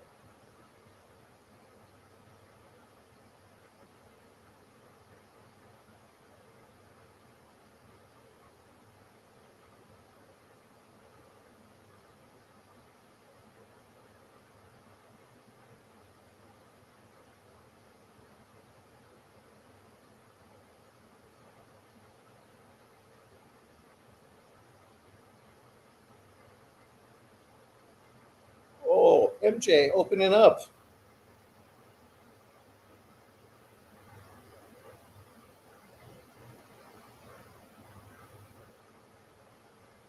Hit that body. Oh, yeah.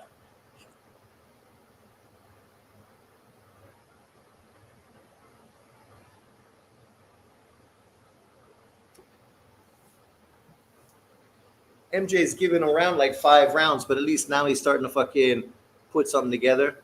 Show he's got some heart.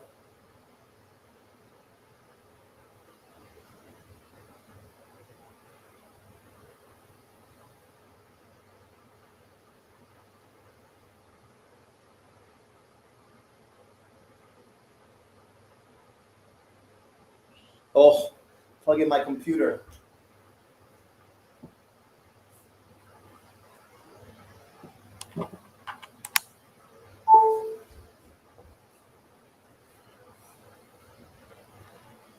Damn, Ricky Hatton. Ricky Fatten.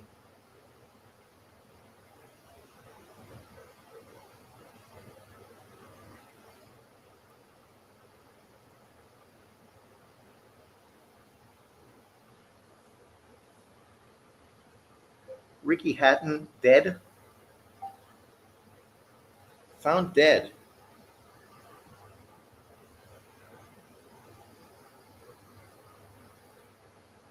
Oh, terrible.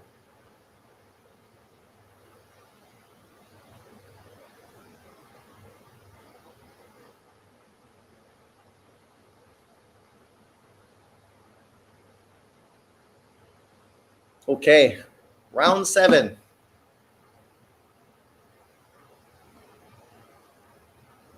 So far, Inoue's won every round, but MJ did put some good work together last round. But I don't think he likes those body shots. He don't like those body shots, Inoue. Hit that body.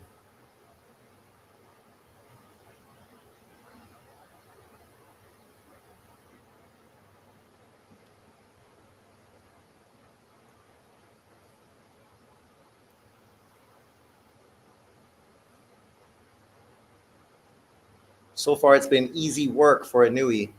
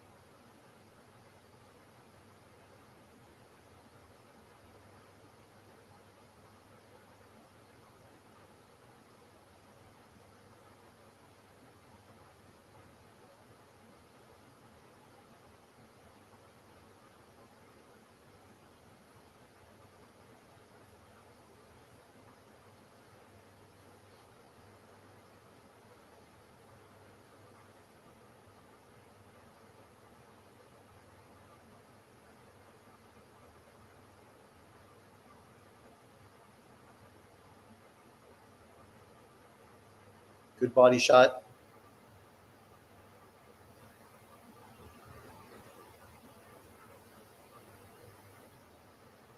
Oh, nice short left. Good jab to the gut. Oh, that shot's nice.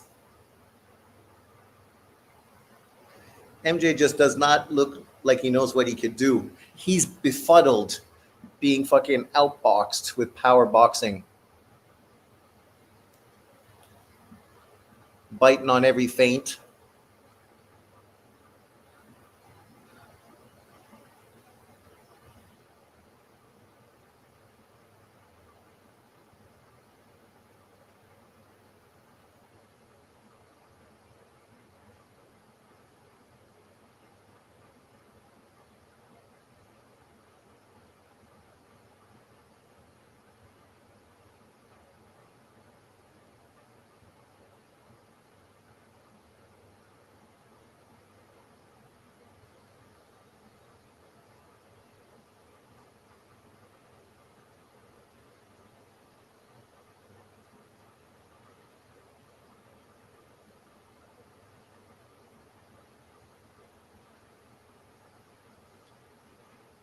Welcome back, boxing fans, with Sean on Boxing.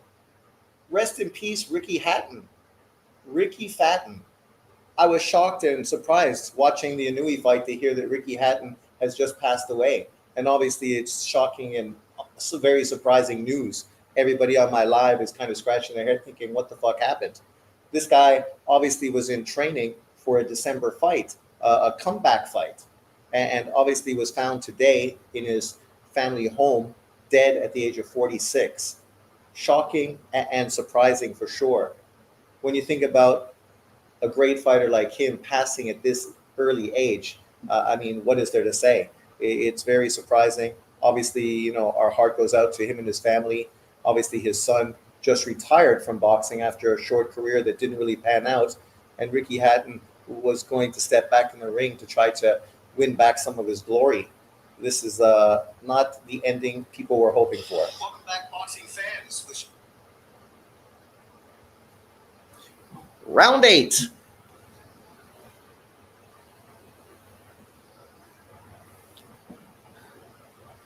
Is Inoue going to be able to stop him? This is the question.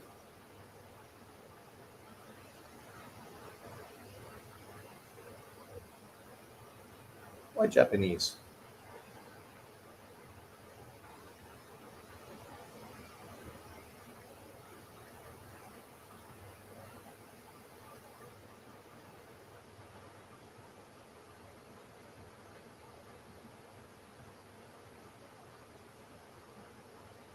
Oh, so surprised.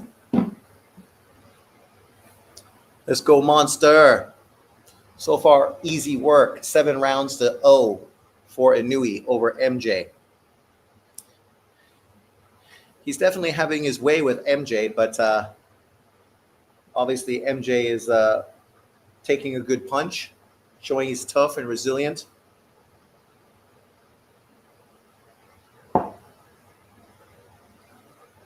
But unable to really get comfortable and get his offense going.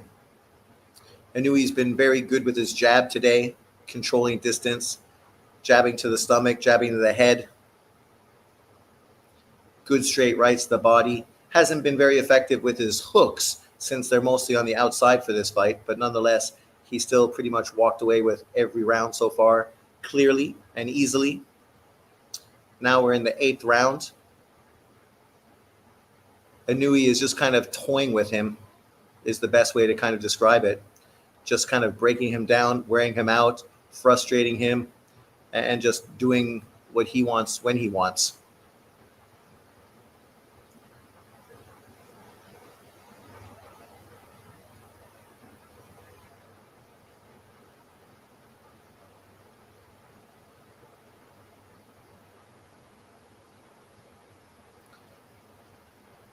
This definitely shows you a certain amount of athleticism. MJ is a super athletic fighter, good power, super fast, good feet, but versus Inoue, he looks very plodding, unable to let his hands go. His feet don't look very good.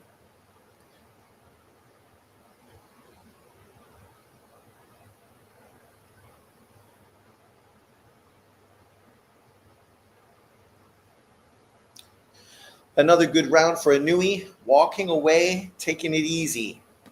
Welcome back, boxing fans, with Sean on Boxing. Rest in peace.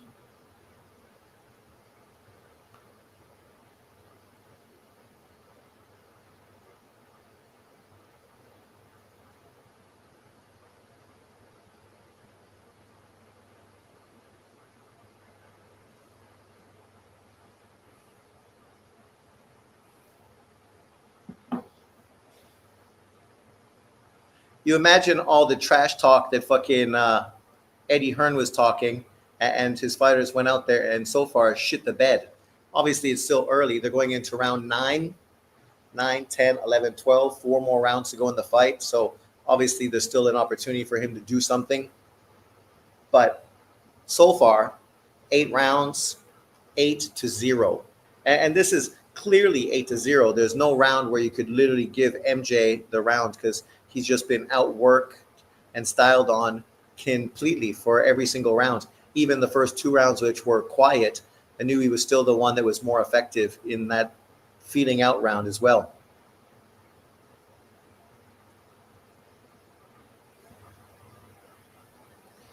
I would love to see Inoue score a spectacular knockout, but we got to see if the opportunity arises. So far, MJ's taken everything pretty well.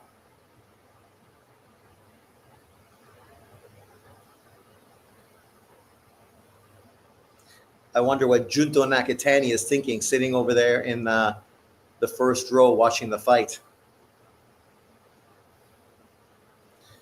Junto's going to be a much tougher nut to crack. Taller, longer, also a southpaw. It's going to be harder for Inoue to be so effective with his jab. But obviously, Inoue is much faster than Junto with his feet and hands.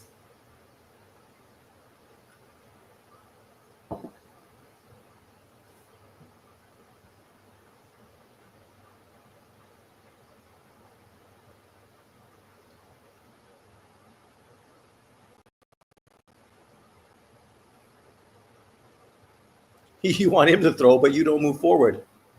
You can move forward too, motherfucker.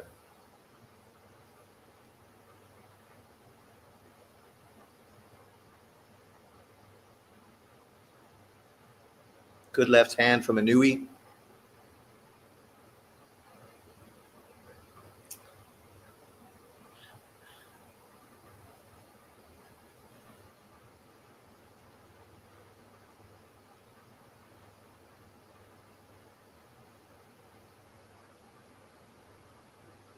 Oh, nice little uppercut in the inside from Inoue. Sassy. Yes, hit that body with the left hand, brother.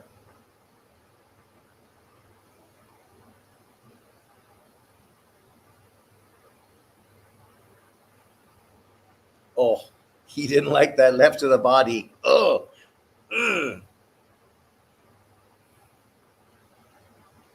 Nice right hand from MJ.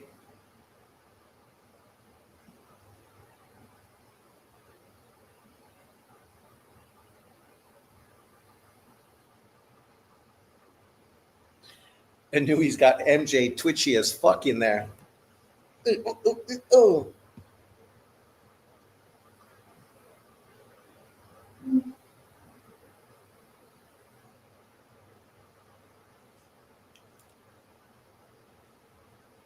Good round. 9-0 for Inoue, the monster.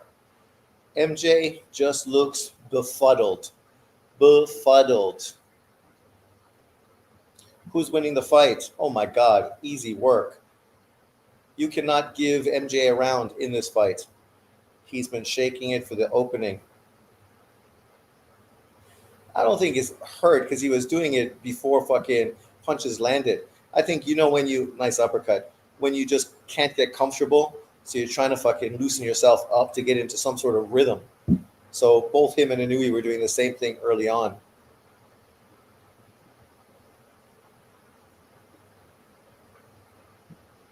Round 10. This is the round, man. Come on, do it for your fan. Do it for me. I need you to stop this motherfucker. Hit him with a crunching left hook to the ribs. Fold him like a lawn chair. Let's go. Round 10. My prediction.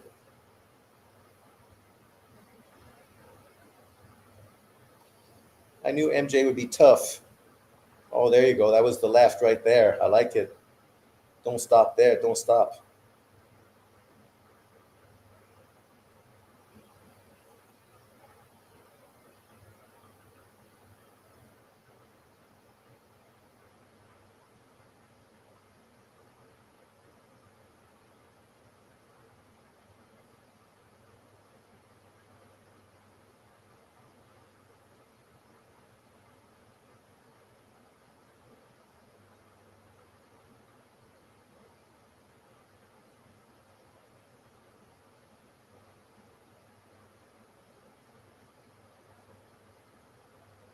Hi, baby.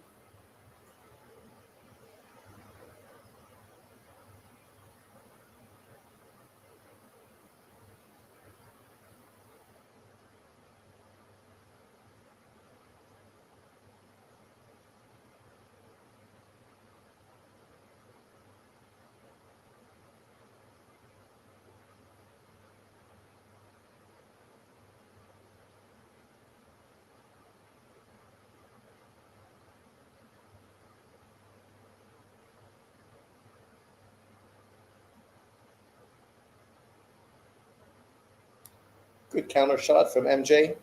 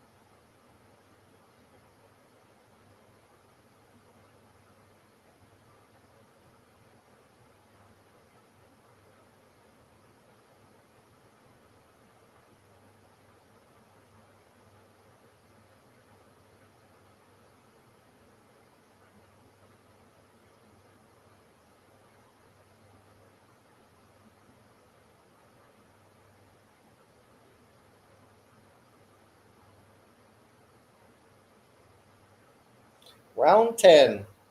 My prediction is done. Done and dusted. Oh well. It looks like this fight's going to go the distance. No TKO, no KO.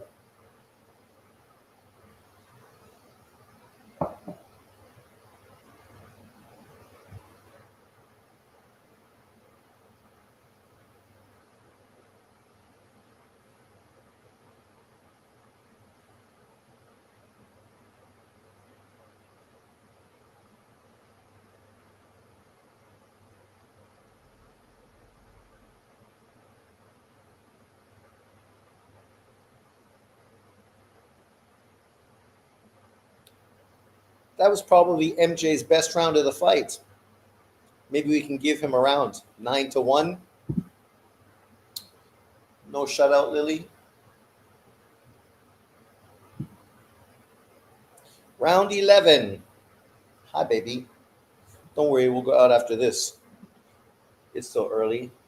Oh, okay, it's not. Almost 8, a little later than normal. Don't worry, in a minute. 2 rounds to go. Let's see if either guy can do something significant.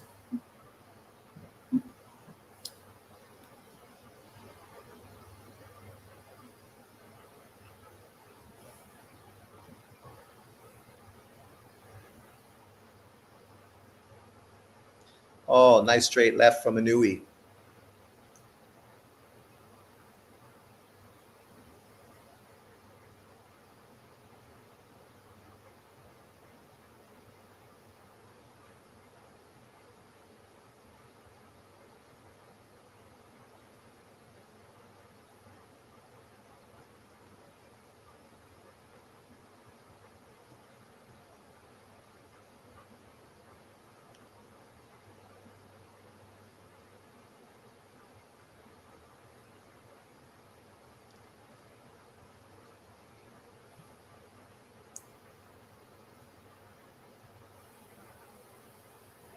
To be fair, I've been kind of disappointed with Inoue's performance. I know he's winning easily, but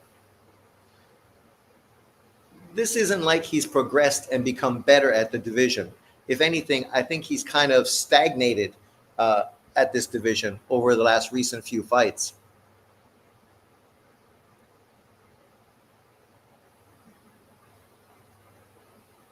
Obviously, he's still got the skill set to win fights easily, but to be like the clinical finisher and killer that he was early on,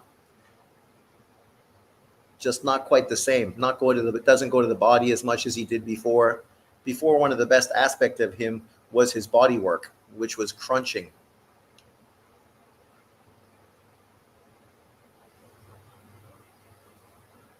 Sorry, obviously he's now fighting a southpaw, and he's been fighting quite a few southpaws, so maybe that has something to do with it. It's hard to look good against southpaws.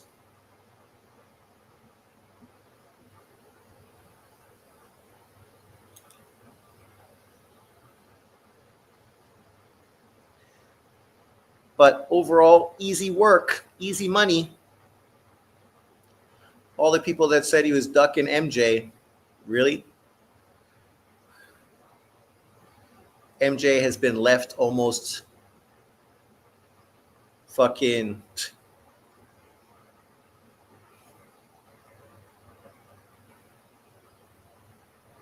There, that's it. Get him on the ropes. Open up on him. Going into round 12. That's another statement round from Inoue. Easy work.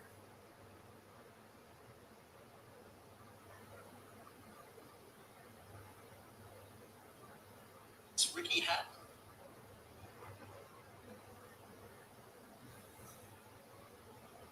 Poor Ricky.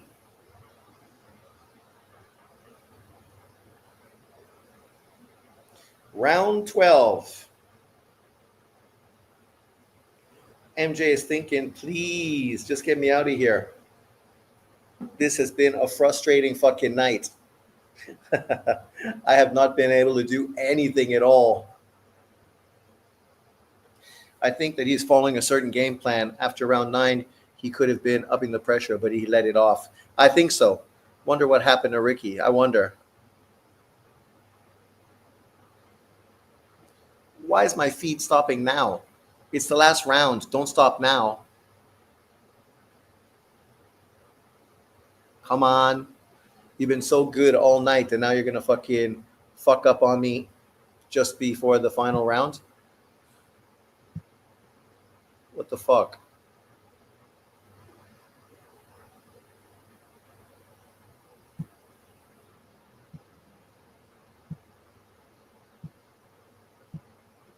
Oh, yo, 快点咯. Come on.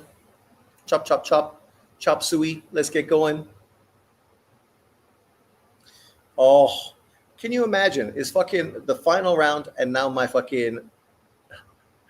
stream, it won't load. Oh my God. Oh my days. Come on, people. This is unfair. Yeah, I'm thinking heart attack as well. But maybe just working too hard, right? At too old. Come on, man. Oh, shit. Come on. It's fucking the final round. What's going on? Let a brother see the fucking fight. Oh. Oh. And it's over. Cocksucker. Oh, no. Okay. Van esta ronda. Inoue, madali. Okay, final round.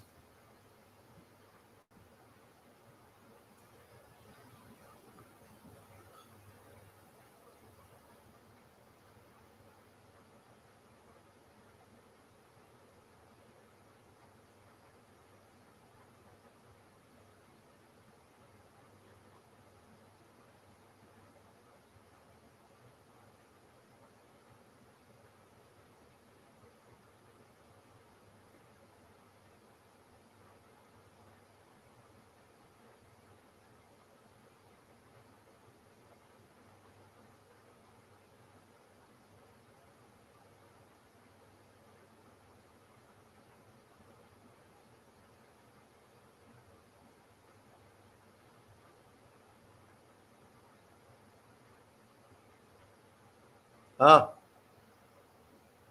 What are you doing? Oh my God. What's going on with my feed? Oh. Oh. What do you crap out for? What the fuck, man?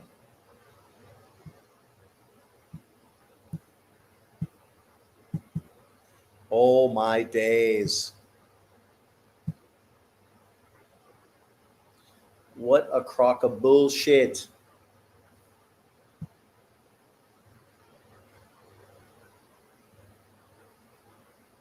This is the problem with fucking illegal streams. This kind of bullshit. Literally, you watch all the fucking fight card, and then the final round, this shit fucking won't work. Oh, come on.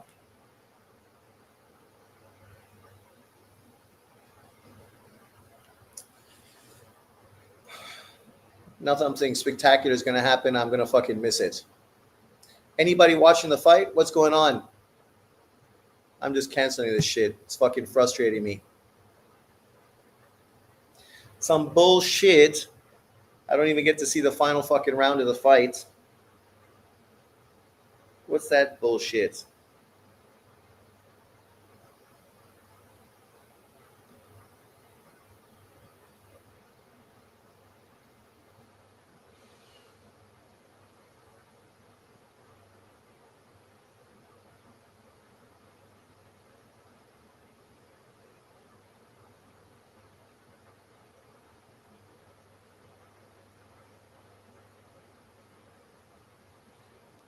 Cut out on me as well on YouTube. Really? Nothing special.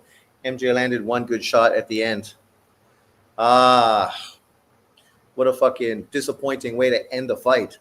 In a fight that, didn't live up to expectations. Inoue didn't get a spectacular stoppage. He won easily, but MJ kind of shit the bed, right? Was afraid to fucking open up, afraid to go for it. So what happens? You end up fucking losing. But okay, everyone, peace out. I'm going to go walk the dog. Right, Lily? You want to go for a walk? Go for a walk? Yeah, let's go for a walk. See you guys next time. Thanks very much for jumping in. I appreciate it. I will see you motherfuckers next time. Later.